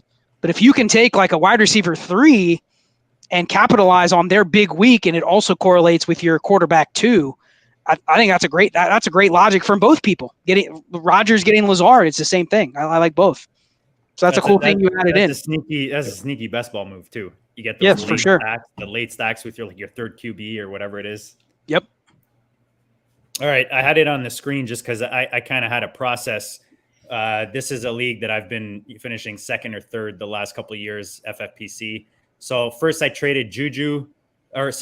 bought Juju for 111 and a third, 23 third. The process there was just, I figured the hype would build prior to the draft. Was kind of my idea was to move him prior to the NFL draft. I ended up moving, and my trades are never popular, by the way, Scott, just so you know. People usually don't like my trades. That's why I win leagues. Mike Evans, Mike Williams, and the 411 I sent for DJ Moore, 208, and a 23rd third. And then the big grand finale is I sent Dalvin Cook, the Juju piece that I just picked up, Alexander Madison, and a 23 third. And I picked up James Conner, Dalton Schultz to pair up with Waller in a tight end premium, and the 2022 112, which I intend to either move for a 2022 or 2023 first on the clock or pair with something to get myself of more value. Hate on me, boys. At me, as the kids say these days. Well, let me ask you this, JD. How I like the process of putting the 3 trades together, because I think if you take what you started with and what you got, it's an okay outcome. My question for you is, how adamant was the team trading for Dalvin Cook that you threw in Madison? I like that.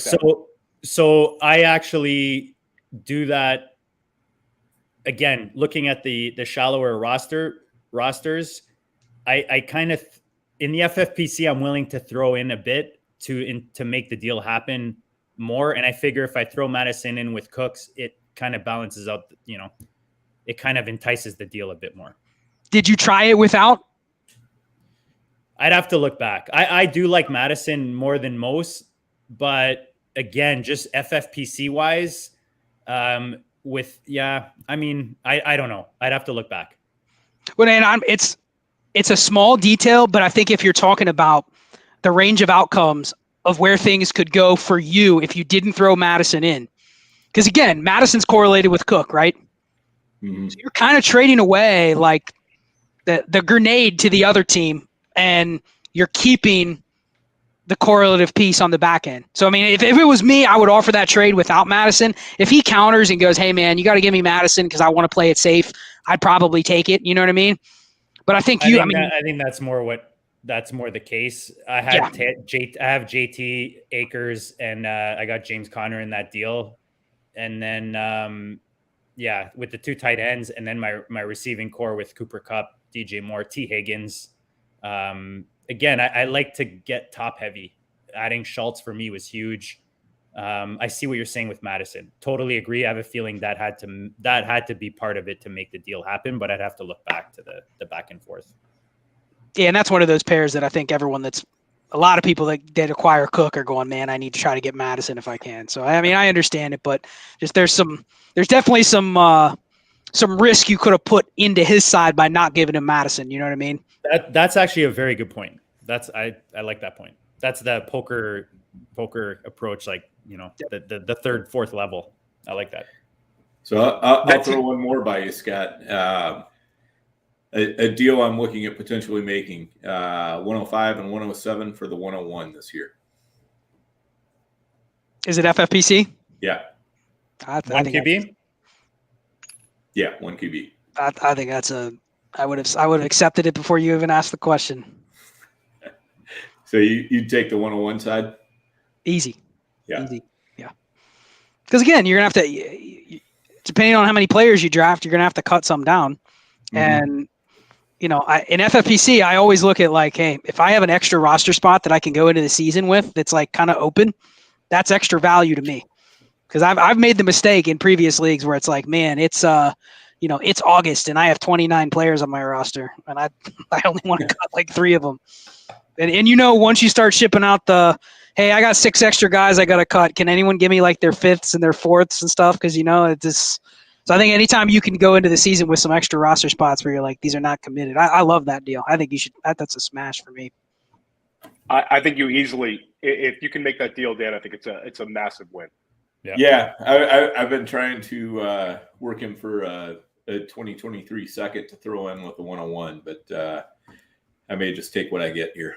So I'd even take it a step further, and if it's an FFPC league and somebody told me it would be, and I offered the 5th and the 7th for the 101, and he said I need a little more, I would consider throwing in another second round pick if I had to get that deal done, because I think when it comes to the end of it, you're going to really want that 101 this year, and I think 107 is kind of like right at that cutoff, where we think it could gain a little value, but it might lose a lot of value. Right. Yep.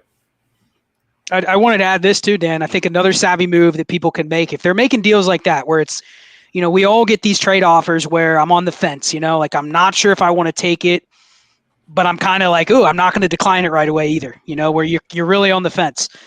And I think one thing that you can do, exact same thing as what I brought up with JD, with the Madison thing.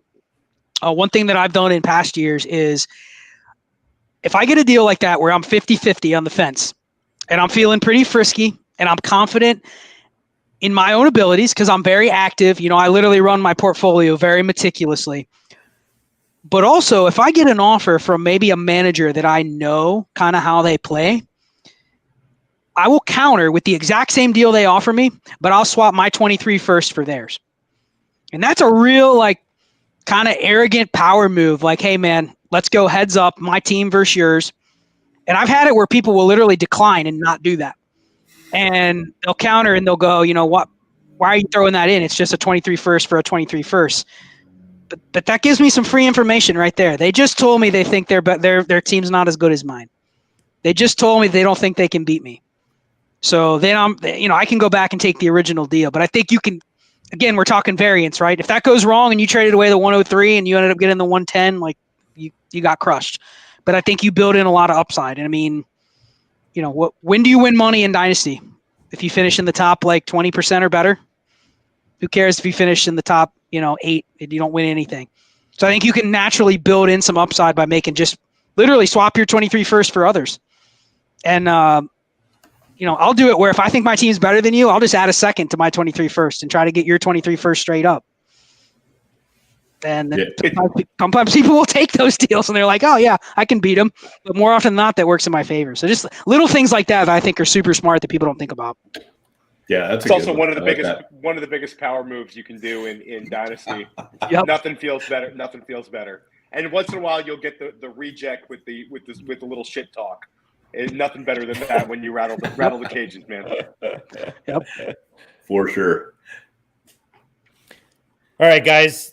We've stolen $150 of Scott's life, and we appreciate every moment because, again, guys, this was like a dynasty. If you're in a dynasty, man, this was heaven. Tonight was just an awesome show. Scott, we really, really appreciate you. Remind the people where they can find your goodness on Twitter, anywhere else, your podcast, your shows, all the goodness they can find. Guys, make sure you follow at Charles Chili FFB. Yeah, appreciate you guys for having me on. Great discussion. I love talking dynasty theory, game theory. Like that's what I live for. I mean, I'm a player at heart. I mean, yes, I create content. I have Dynasty and Chill, which is my podcast. And it literally, if you like this show, this is literally what we do on Dynasty and Chill every week. We just kind of talk through. I bring somebody on that, kind of thinks like me or has something I think can make me a better player. And just, we'll just talk about whatever comes up. So I have that. I do Dynasty Trades in 5, which is a little different. It's a weekly show that we do, probably 4 or 5 episodes a week. We talk players, we talk strategy. You can check that out on YouTube. It's Dynasty Trades in 5. And then, like JD said, at Charles Chill FFB, hashtag Dynasty Leverage. And we didn't even get a chance to talk FFPC. I'd love to chat that up with you guys later on in the offseason. I'm going to do I just registered for the Bare Knuckle, doing my second Bare Knuckle. So I'm excited for that. And I'm going to be playing more high-stakes leagues than ever this year. I think we're probably going to be in probably 40 to 50 this year, just depending on what we end up doing in some of the other locations besides FFPC. But yeah, maybe we can do another show in the future later this summer on redraft. I was going to say, absolutely would love to do that. Summer episode to me. Yeah. I was going to say we got to get you on post draft after this show. We for sure have to get you post draft, especially talking about the FFPC. I've already started planting the seeds, guys. I've already planted over the weekend. The wife, I'm up north of the border, Scott, and going to Vegas is like I got to plan years ahead up here. So I've already started planting it, and it's right around my wife's birthday, so it's always like a very touchy topic, right? So I've already started planting the seeds so I can head down to Vegas this year and do some live drafts. You guys gonna all try to be in Vegas? Oh yeah, I'll be there. These two are always there. Yeah, these two are always there. I've been down once, but we hope to get the whole crew down there this year.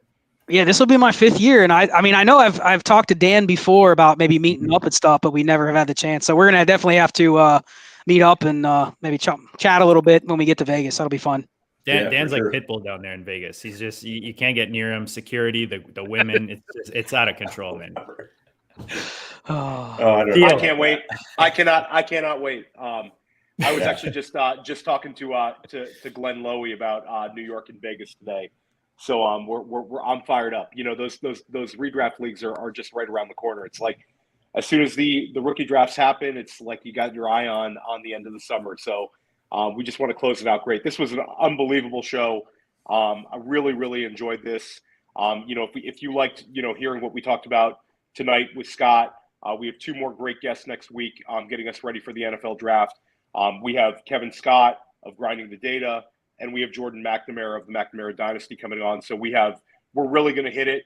Heading up into the draft, we're getting ready to go, and then we'll be back on Monday after the draft with Billy Muzio getting his take on some players and landing spots, and start getting ready for those rookie drafts, which are just right around the corner.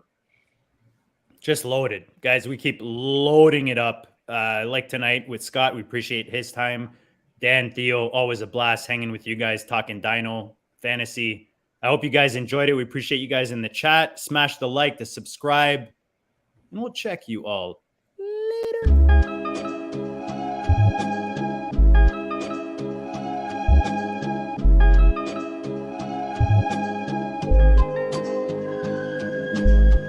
Goat District, the Pope listens. Dynasty, our religion, for the blokes missing. On all of these trades, on all of these plays, on all of these grades. By the end of the day, y'all getting played. So, what you gonna do next? Try to fill up that flex? Send the homie a text. That trash offer's the best. You try to make it complex, then they text you back. Now all of a sudden, they don't make any sense. Broaden your horizons, boy. Dynasty's not for the Simons, boy. These trades not for consignment, boy. Respect your opponent, y'all some piranhas, boy. This my advice from me to you. Open up your cute little podcast queue. Search up GOAT District, my dude. Pop it in your ear, man. Y'all know what to do. It's the and I always be traded. And I always be traded. And and I'll always be trading. Y'all try to betray them, but first you gotta bait them. Bait them, bait them. Fish, fish, fish.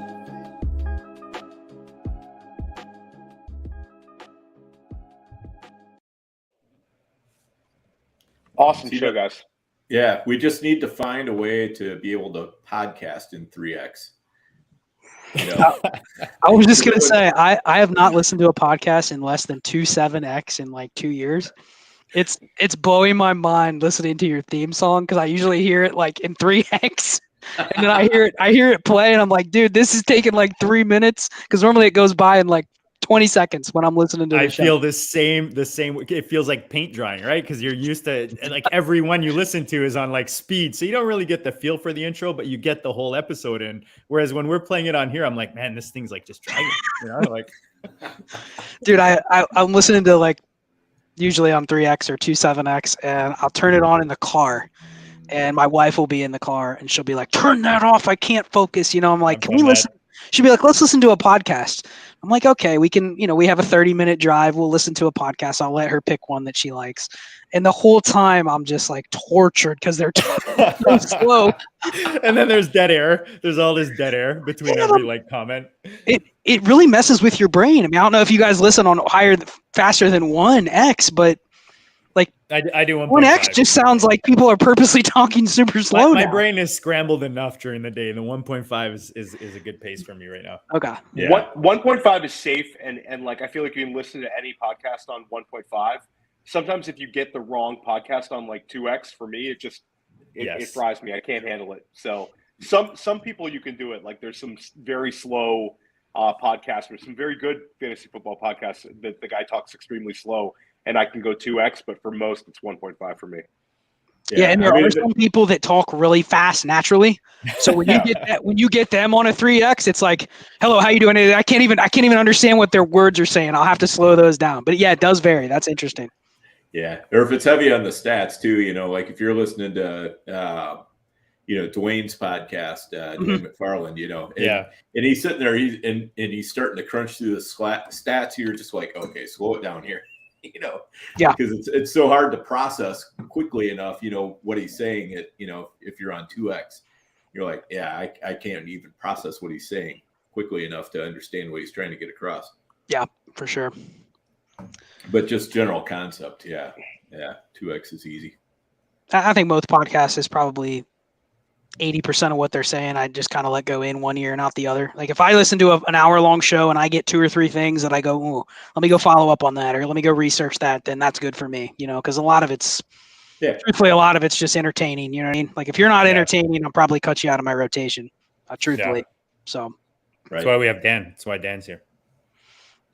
Well, you guys, the takes and the entertainment. You guys are entertaining though. Truthfully, I mean, it's content. It's a subject that I love, but you're entertaining. There's others where it's just dry. You know what I mean? And so you know, whatever. Well, we try to be. I mean, for the most part, the guests are the best entertainment. You know, we do things exactly like you do. You know, just try to grab guests that are totally interesting to us. You know, if there's somebody I'm looking at on Twitter and I'm like, that's somebody I want to talk to a little bit more. You know, let's get them on here. For sure.